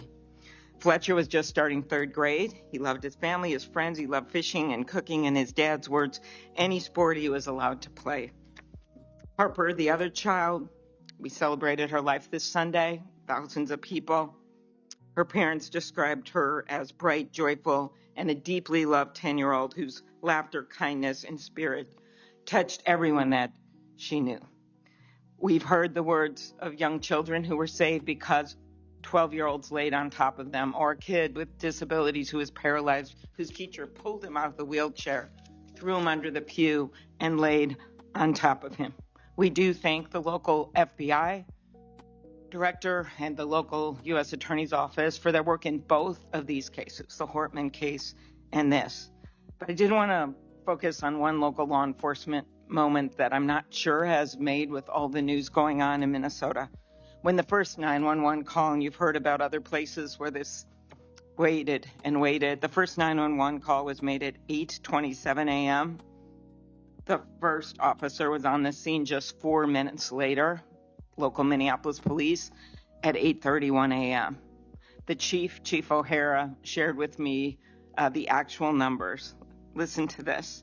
Over 20 people were in ambulances just 14 minutes, all of them, after the police got on the scene. 14 minutes after the first call. Tourniquets, stretchers, and they got them all to Hennepin County Medical Center or Minneapolis Children's Hospital. And I think it is worth looking at what happened there, because one of the dads whose daughter was severely injured, still in the hospital, that I met on Sunday, told me that there is absolutely no way his beautiful daughter would have survived if police hadn't been there. So it is worth looking at for all of us. So my focus on behalf of these parents, because I promised I would do this on Sunday, was just to figure out how we can do anything to stop this from happening again. So expanded background checks, ghost gun bans, every shooting is different. Raising the minimum age to purchase an assault weapon, even if we're not going to ban them. I favor banning them, but that's one idea that's out there when so many of these shootings are people who are 18, 19, 20, 21. The one at Annunciation Church was 23. Both shooters in Uvalde and Buffalo had just turned 18 when they purchased the assault weapon bans. I'm not saying any one of these things would prevent every single shooting, but I really ask everyone to look at these. We also need to tackle social media, and I really did appreciate Senator Graham's questions. I think we have to protect free speech and not engage in censorship. But for years, I have supported repealing Section 230, which was made when these companies were little companies starting up in garages. And I think it is one way to get at making this better environment online and preventing violence. So my first question is on the assault weapon ban. Do you think that would be helpful in reducing gun deaths, Director? Senator, if I may, I want to answer the question, but thank you for your remarks. Especially it relates to my friend Charlie, and I share and relay my remarks, my sentiments to you. Minnesota has suffered untold tragedy in these last few months, and whatever creativity we can use to eliminate even just one shooting, one horrific death, I am in favor of engaging with Congress fully to do. I don't have the answers. I don't know what will eliminate it in its entirety, but I'm willing to engage and explore new ways with you, Senator. Okay, thank you. And so, assault weapon ban, what do you think? Senator, I think there are instances on this legislation that could prevent future attacks, but I'm not going to weigh into the creation of legislation. Could you also look at, and I favor just assault weapon ban, not getting these guns in the hands of people that shouldn't have them, but could you look at the numbers on the ages? Yes. Because from 18, even going from 18 to 21, which wouldn't have prevented the shooter in Annunciation Church from purchasing that gun. He purchased several the same day. Over 100 rounds were fired from the assault weapon through the stained glass windows. So if you went up to 25, it would have stopped that immediate purchase and probably saved the lives of these kids. But if you go to 21, that is the same age that already applies to purchasing handguns from federally licensed dealers.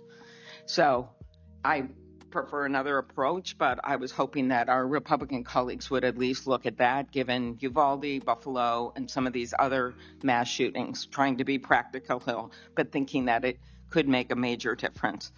Strengthening background checks, could you also look at that? And then banning ghost guns and bump stocks.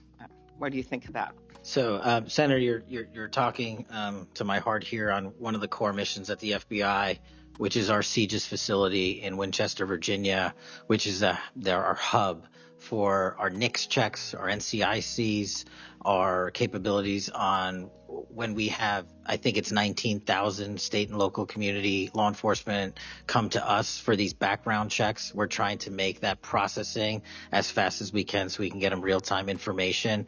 I think we have a 93% clearance rate in 15 minutes as it relates to ghost guns, but we can do better. All right. Well, just if you could get back to me on all those and talk to the White House. Threats against elected officials have increased exponentially. Members of Congress received more than 9,000 threats last year, up from 1,600 in 2016. There's been a lot of talk about the rhetoric and the like. And if we want to move forward on things like Section 230, or even look if we can do anything on guns, I do think we're going to have to be honest about this all-purpose hater issue, and it has bothered me, this thing, we're going to go after this group, we're going to have to go after this group. I just want to, for the record, show that the murder of Speaker Hortman and her husband, he was Democratic lawmakers on his list. He went to the ones whose addresses he had, by the way. Planned Parenthood was on the list, as were businesses and law firms. Doctors. I already mentioned the ones with the Catholic Church shooting. So it is not just as the radicals on the left, what's a quote from the president, are the problems or destructive movement of left-wing extremism that Vice President Vance said. According to the Anti-Defamation League last year, all the murders were committed. And I'm not actually going to say this because I don't even want to go left-right with this, but you can imagine it wasn't from the left. Cato Institute, conservative think tank, published a study just last week that found terrorists from the right were responsible for 6 times more deaths than people from the left. I actually don't want to go tit for tat on this, but what I am asking for is that this rhetoric of blaming one side or the other stop, if you could convey that to the president, and that we actually work on things that are solutions. So could you commit to me, Mr. Patel, Director Patel, that you will do that? Absolutely, Senator. Okay, thank you. Last, you were asked about social media, and I will put some more questions on the record about that. I think we could make major movement on that. The local FBI helped when the city of St. Paul was a victim of a cyber attack, and I'm concerned about some of the cyber attack cuts. I'll ask you that on the record. AI, I'm glad you raised that. I think we have to do more, but also including election interference because they're using AI videos. I just had one happen in this very committee on me, and I just think they're going to start using it in democracy, election. They could be foreign. Do you think some of this is foreign entities, Mr. Patel? Generally speaking, we have traced a lot of this to loose groups overseas that don't have any sort of central cluster. There's going to be a lot on you then. And then last, I'll put on the record just my concern about protecting journalists, the new guidance that came out of the department. Have you deployed any FBI resources to investigate members of the media for activities related to news gathering, reporting, or reporting on government whistleblowers, something near and dear to the chairman's heart? The only time we would involve an investigation of a journalist if they've conducted or committed an allegation of separate criminal activity, most prominently leaks of classified information. Thank you. Senator Hawley. Thank you very much, Mr. Chairman. Director Patel, good to see you. Thank you for being here. You're leading the FBI at a very critical time for that agency and also a critical time for our country. And I want to start by talking to you about the tide of violence that we have seen, ideological violence against people of faith, particularly Christians. You just think here, take a rough catalog. Just in the last couple of years, we've seen shooting at the Covenant School, Christian school in Nashville. We've seen school shooting at the Annunciation School. We've seen church shootings multiply. We've seen acts of crime and violence, vandalism, arson against churches and parishes all across the country. And then, of course, last week, Charlie Kirk, who said, "I want to be remembered for my courage, for my faith," was shot on a college campus. Let me just start with the assassination of Charlie Kirk.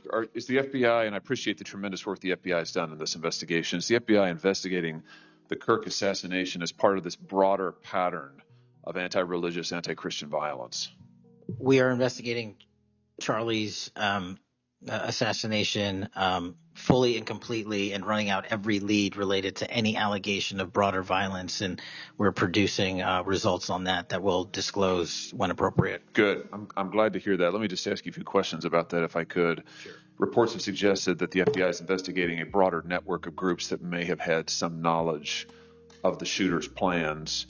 Can you give us any details on that, following up what you already said in public? How's the FBI working to find other potential accomplices, folks who may have known about the shooter's plans, folks who may have encouraged him? Any update on any of that? So in terms of what we do for an interrogation perspective, we go and reach out to the family and community immediately. And we've conducted those investigations and interrogations with local law enforcement, and we're continuing to do that because those closest to the suspect are going to hopefully know the most about the suspect and his beliefs and his ideology. On top of that, unfortunately, it has been leaked that there was a Discord chat, and for those unfamiliar with it, it's a gaming chat room online that the suspect participated in. So what we're doing, we've already done, is serve legal process, not just on Discord, so that the information we gathered is sustained and held in a evidentiary posture that we could use in prosecution should it be decided to do so.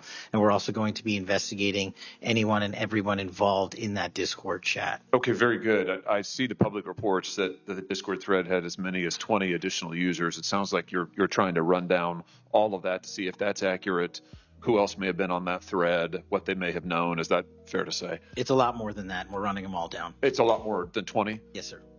And you're running all of that to ground? Every single one. Yeah, fantastic. Let me just turn to the broader question here of anti-religious, anti-Christian violence. Let me just give you a few stats that I'm sure that you're all too familiar with. Every person of faith in America certainly is. Major report this past year found that there have been over 400 instances of hostility against churches in the United States in the year 2024. Those included arsons, bomb threats, shootings, and firearm incidents. Another organizational report found that there were 500 attacks on Catholic parishes alone. So that number 415, that's all Christian churches in 2024. Another organization found 500 separate attacks on just Catholic parishes since May of 2020. Of course, we have the Covenant School shooting, the Annunciation School shooting in Minnesota, where 2 children were shot dead as they were praying in a pew. Here's my question. What is the FBI doing to take on this rising tide of violence that seems to be motivated by anti-religious hatred? Specifically, sir, we've have 60 anti-Catholic hate crime incidences reported to us that are being investigated. Publicly, I can tell you we have 5 hate crime investigations with anti-Catholic bias ongoing currently in the states, in the cities of Kansas City, Louisville, Houston, Nashville, and Richmond. That's what I can say publicly. But any ideologically based attack against any faith, as a man of faith myself, will not be tolerated, and the full resources of the FBI are committed to all of it.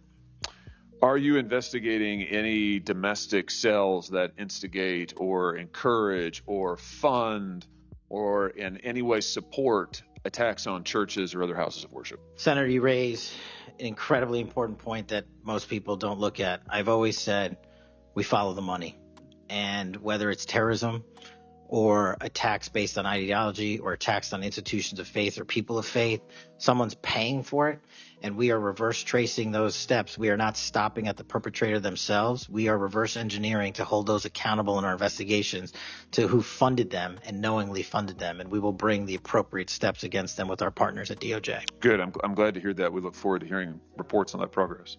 Yeah.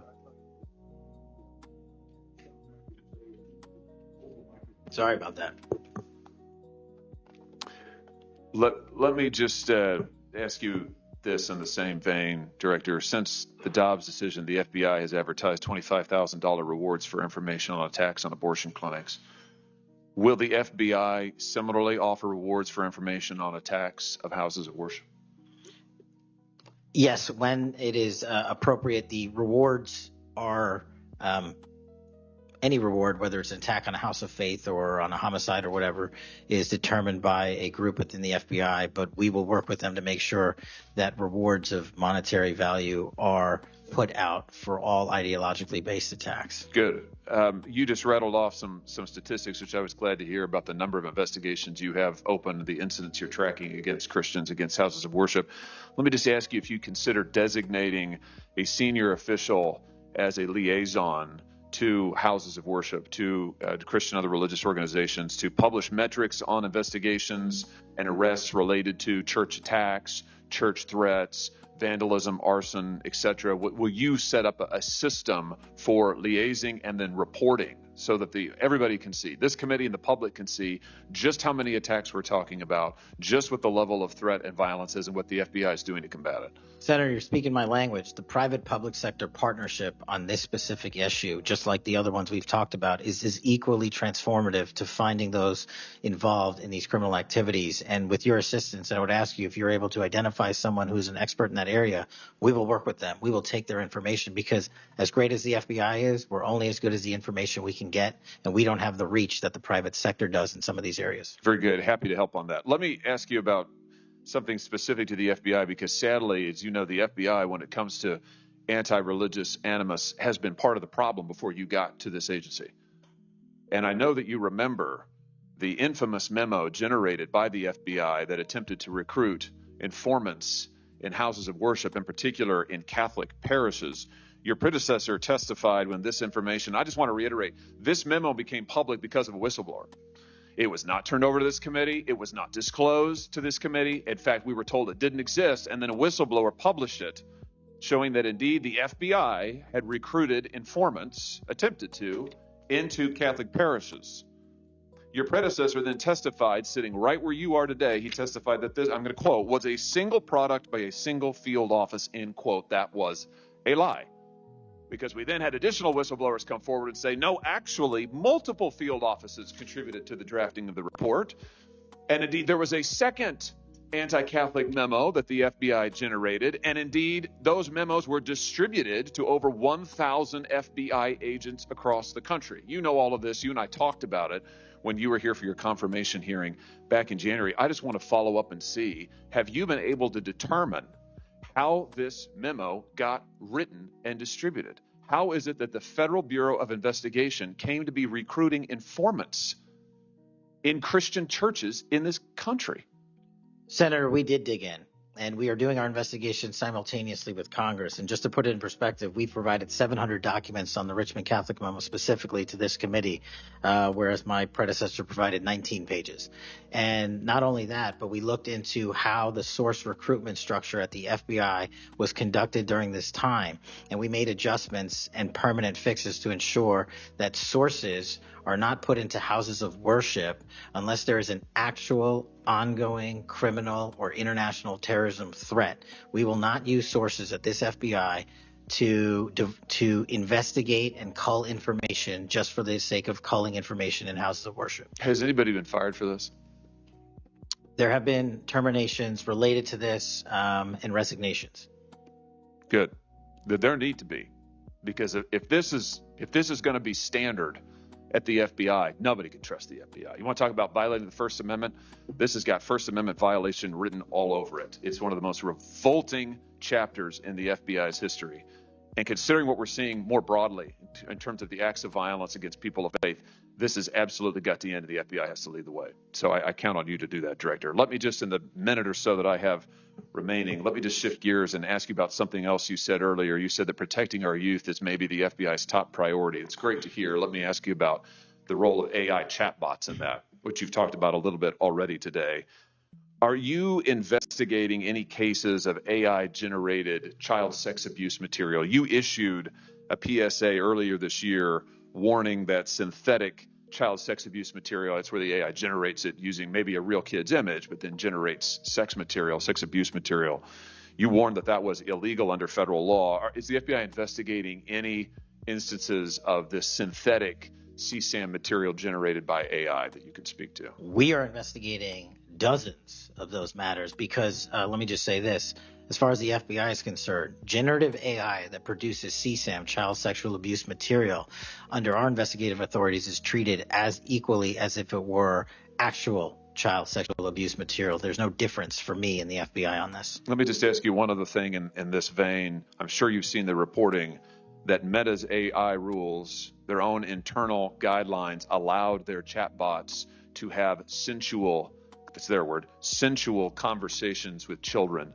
We've had instances, multiple instances of children, minors, taking their own lives at the behest of chatbots that instructed them with specificity on how to do it. What's the FBI's role here in investigating what is going on with these chatbots, with these AI companies encouraging? I mean, listen, if an actual person did that, we would say that's grooming. We would say that's child abuse. These companies are doing it. Their own guidelines allow it. What can we do about that? You're referring to NVE, nihilistic violent extremism, and the 764. It has been made a priority of the FBI because they are targeting children, and these chatbots and these generative AI are getting coupled with actual humans who are using them and releasing them because they can do the work faster and quicker than humans can and get into spaces like social media where humans have a difficulty in engaging.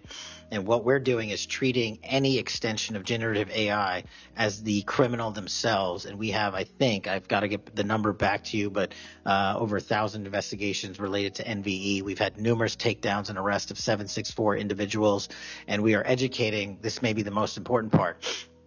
I'm directly engaging with the social media and media companies, the internet service providers, to find a way to shut down. There's nothing I can do at the FBI to force them to shut it down, but work with you in Congress to find a way to work with our partners to get that shut down permanently. Thank Senator you. Coons. Thank you, Chairman Grassley. Thank you, Chairman, for calling this hearing. I'm grateful we're continuing this committee's long tradition of oversight, and in particularly today, oversight of the FBI. Director Patel, thank you for being here. There's a number of issues I hope that we can speak to. I want to start by reading something you said to me during your confirmation hearing under oath. I have no interest, no desire, and will not, if confirmed, go backwards. There will be no politicization at the FBI. Then you looked me in the eyes and said there will be no retribution actions taken by the FBI should I be confirmed as director. I told you that in your office. I tell you that again today. I'm concerned that that's not what's happened, that since you took over as director, you cleaned house or forced out senior leaders across the Bureau, in particular targeting those that worked on investigations of President Trump. The former acting director has just sued you for firing him for political reasons. So did a leader in the D.C. field office. And the well-respected leader of the Salt Lake City office was pushed out last month, leaving that office shorthanded at a particularly difficult time. I'm worried that these actions compromise the Bureau's ability to keep Americans safe. Hundreds of agents have resigned. You are lowering application standards to fill vacancies. You've reassigned large numbers of agents to work on immigration and street crime, issues other law enforcement agencies can handle, perhaps more effectively with the FBI.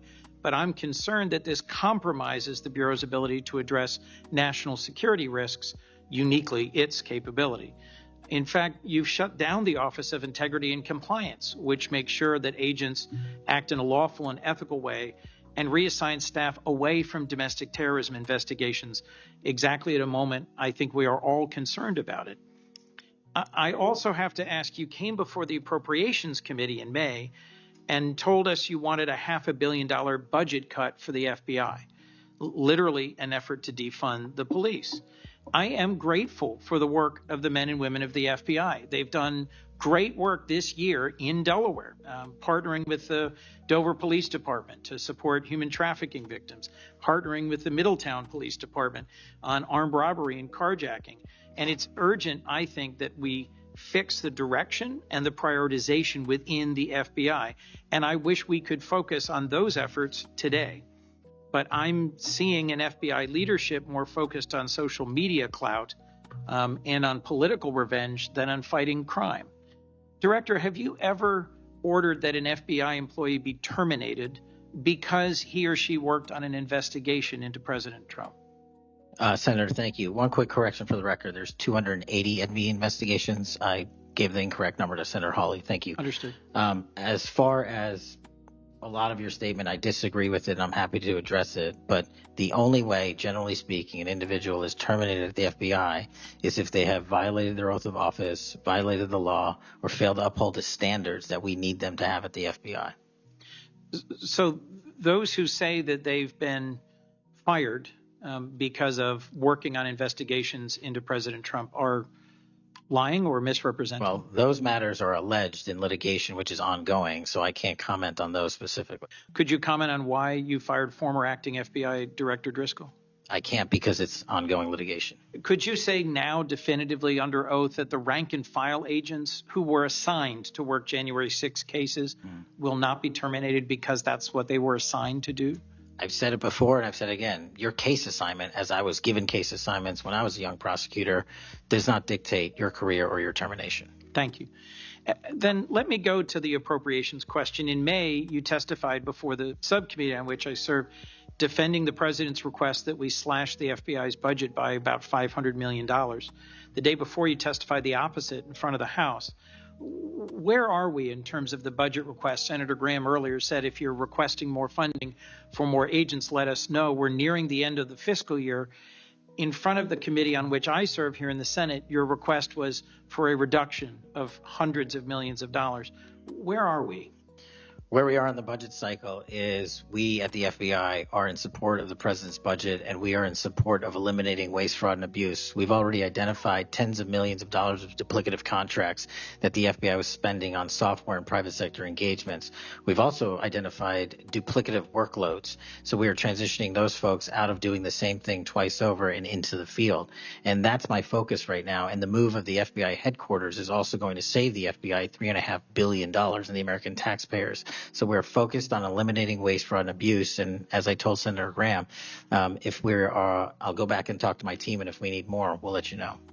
Are you planning any additional reductions in force, Director? No. How many vacancies are you currently trying to fill within the agency? In terms of the 1811 ranks, there's a few hundred open vacancies that we have funded. And so we're filling all of those with our hybrid 1811 program and our new recruitment program, and I think a lesser amount of IAs and SOS. So if hundreds of agents have retired or taken the fork in the road offer, and you have vacancies, but you're requesting $500 million less, how does having fewer FBI agents help you tackle violent crime and address our national security issues? Just to put it in perspective, Senator, sorry, I didn't mean to cut you off. If we had this $500 million, we've done the math. It would take us 14 years to onboard every vacancy that's on the books currently at the FBI because we can't hire these folks and train them overnight. It's a years-long process. So we are currently focused on recruiting the best and filling the positions to the best of our needs. And we, even if we had this extra money, wouldn't be able to hire them overnight. We're looking for where the need is greatest, where in the country we need to send them, and how we can change the training requirements, which is why I'm thrilled to have police officers. They might not have a college degree, but they got the street smarts and the cop smarts to become FBI agents, and that's what we want. Let me turn to Section 702. Yes, when you testified in front of the CJS subcommittee, we talked about this issue. You told me you were in favor of reauthorizing FISA Section 702 when it expires next year, right, so long as the reforms implemented last year, reforms like better training for agents and real consequences for inappropriate searches of Americans' communications, were maintained. You also said that you had some ideas about how to make Section 702 better going forward. Can you give me an update on the FBI's implementation of these reforms and the direction you think it should go? Absolutely. I think you're referring to the query process, and if you're not, let me know. But any instance of abuse or mistakes that were made in the query process have now been changed. It used to be you can make multiple mistakes and continue to access the query database system. I've changed that. If you make a mistake, you're immediately sidelined, a review is conducted. And if it was an actual mistake, i.e., there should have been S on the end of that name and there wasn't, then we put you back in. But we have to review those matters. So that's happening. And if there was an intentional mistake, you have no more access to the 702 query system and its database. So we've also done an audit of the entire 702 system and the query databases. And now we are nearly 100% of the audit. And I think we found one or two, I'll have to get back to you, quote unquote mistakes within that system, which are currently being reviewed. Thank you. You had told me in May that you'd send me updated statistics about the Section 702 searches of Americans' data. I haven't received it. When will I get that? I'll work with my team to get that to you, Senator. And frankly, in May, when you were testifying that you were implementing these reforms, you were also closing down the Office of Internal Auditing at the FBI. Now, that was the office created in the first Trump administration to improve the Bureau's compliance with Section 702. How is that working out? How can you continue to advocate for robust civil liberty protections, but shut down the office that was created to enforce those safeguards? Help me understand this. Absolutely, Senator. This is a great example of sort of duplicative work. There was two divisions in the FBI working on this. And all we did was the inspection division, which is the leader in this query system and this audit system, has now been given the single source mandate to conduct these. So the OIA, its elimination is just taking folks who were working there and were experts in it and folded in under the inspection division, and then taking other folks that we didn't need because we had enough manpower and pushing them elsewhere in the FBI. I'm concerned about the rise in threats against members of our judiciary. What are you doing with the U.S. Marshal Service to help protect our federal judges, and with state and local judicial systems to help provide some of the expertise of the FBI in protecting them as well? I share your concern, Senator. We have 35 open investigations, 17 against federal judges, and the remainder against state court judges and threats that they have received. And as you know, federally, there's a specific statute which prohibits that. So we are working up those cases and referring them to prosecution where we can meet the threshold for evidence. In your written testimony, you referenced how counter-UAS legislation expires and we need to resolve the conflict in jurisdiction and authority.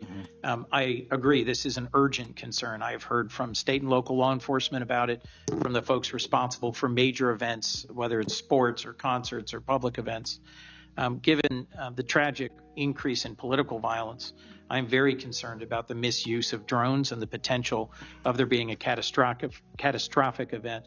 What could we do to address this challenge? Well, obviously, reauthorizing the capabilities that we have under the counter-UAS program. But just to highlight what the FBI is specifically doing, we've been given the mandate to work with DHS to secure not just the Club World Cup that we had, by the way, which occurred in 32 matches across the country without any significant incident, which we're proud of. And we're taking that model for the next World Cup and also the Olympics. But the reason I bring that up is because we pushed out our counter-UAS programs to address the security needs, and that's where our focus is on events like that. Mr. Director, thank you for your testimony. I look forward to working on actually solving criminal problems and reducing the extent to which what we're going back and forth about is more political and partisan point scoring and more actually solving crimes for the American people. Yes, sir. Senator Kennedy. Mr. Director, you and the FBI working with state and local law enforcement officials in Utah have caught the assassin of Mr. Charlie Kirk. Is that right? We have a suspect, yes, sir. And you did that within 48 hours, did you not? 33 hours. 33 hours. Congratulations. We've had other political assassinations. Back in June, an assassin assassinated Representative Melissa Hoffman, Mr. Hoffman, Senator John Hoffman, and Mrs. Hoffman in Minnesota. You and the FBI and Minnesota state and local law enforcement officials caught the assassin within 48 hours, did you not? I believe that timeline's correct, Senator. Congratulations. Sometimes we miss the forest for the trees. Good work.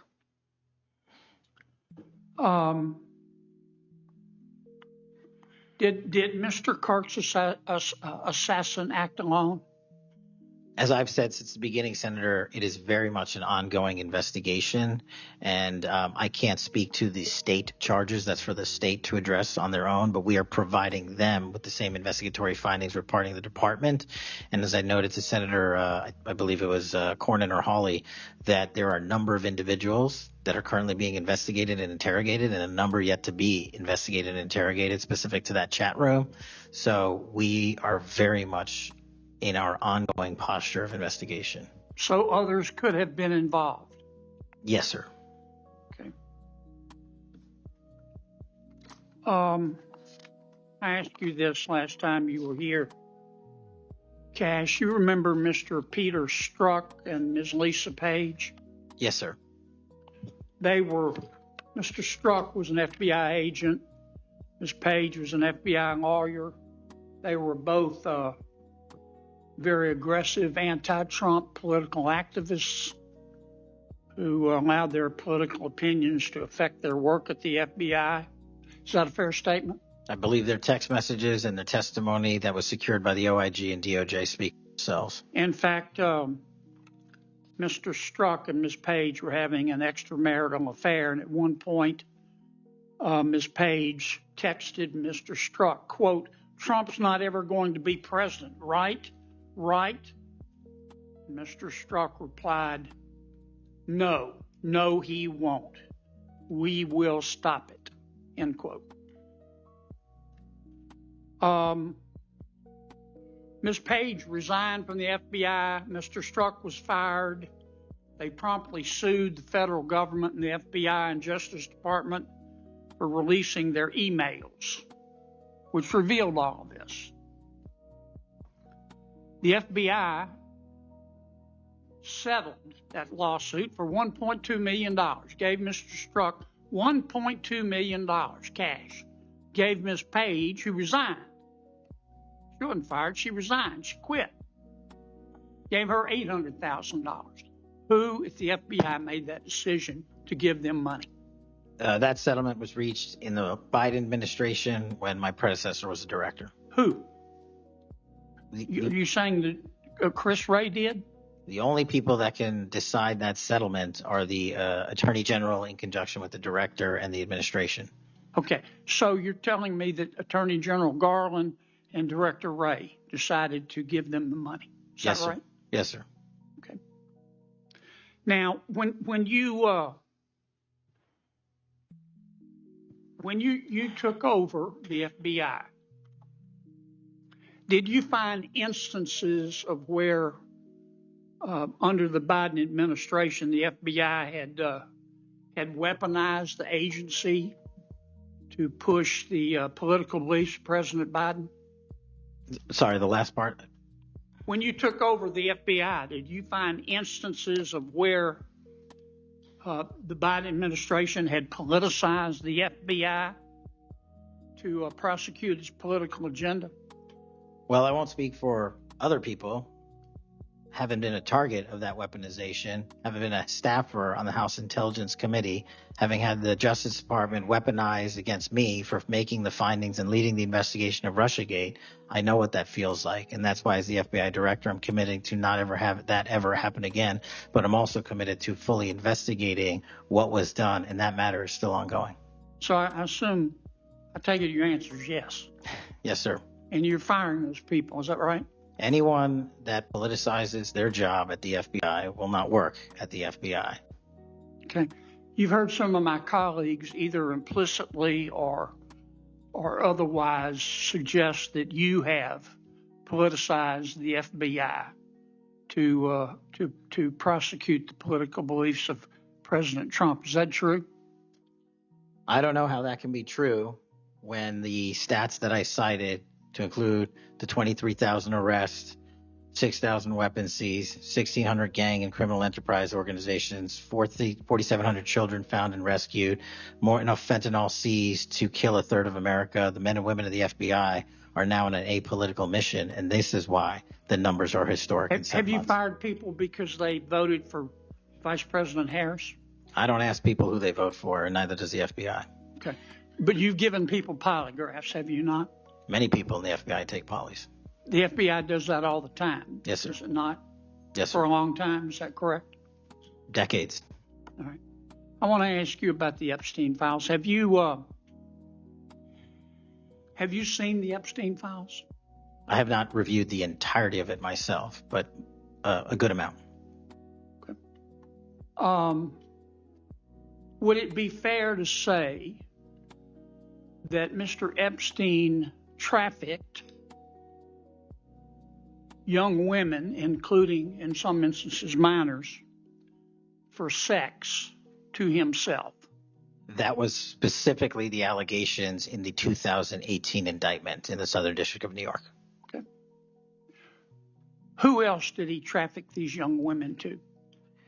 In terms of what the investigation, again, going back to 2008, Mr. Acosta, who limited the investigation and limited the search warrants and limited the parameters of the investigation, the only thing we are able to speak to publicly, because he was given a non-prosecution agreement by Mr. Acosta, is that first time period from, I believe, don't quote me on this, 97 to 2001-ish. And then when the Trump administration courageously reopened it. Ash, excuse me for interrupting, but I'm going to run out of time. You've seen most of the files.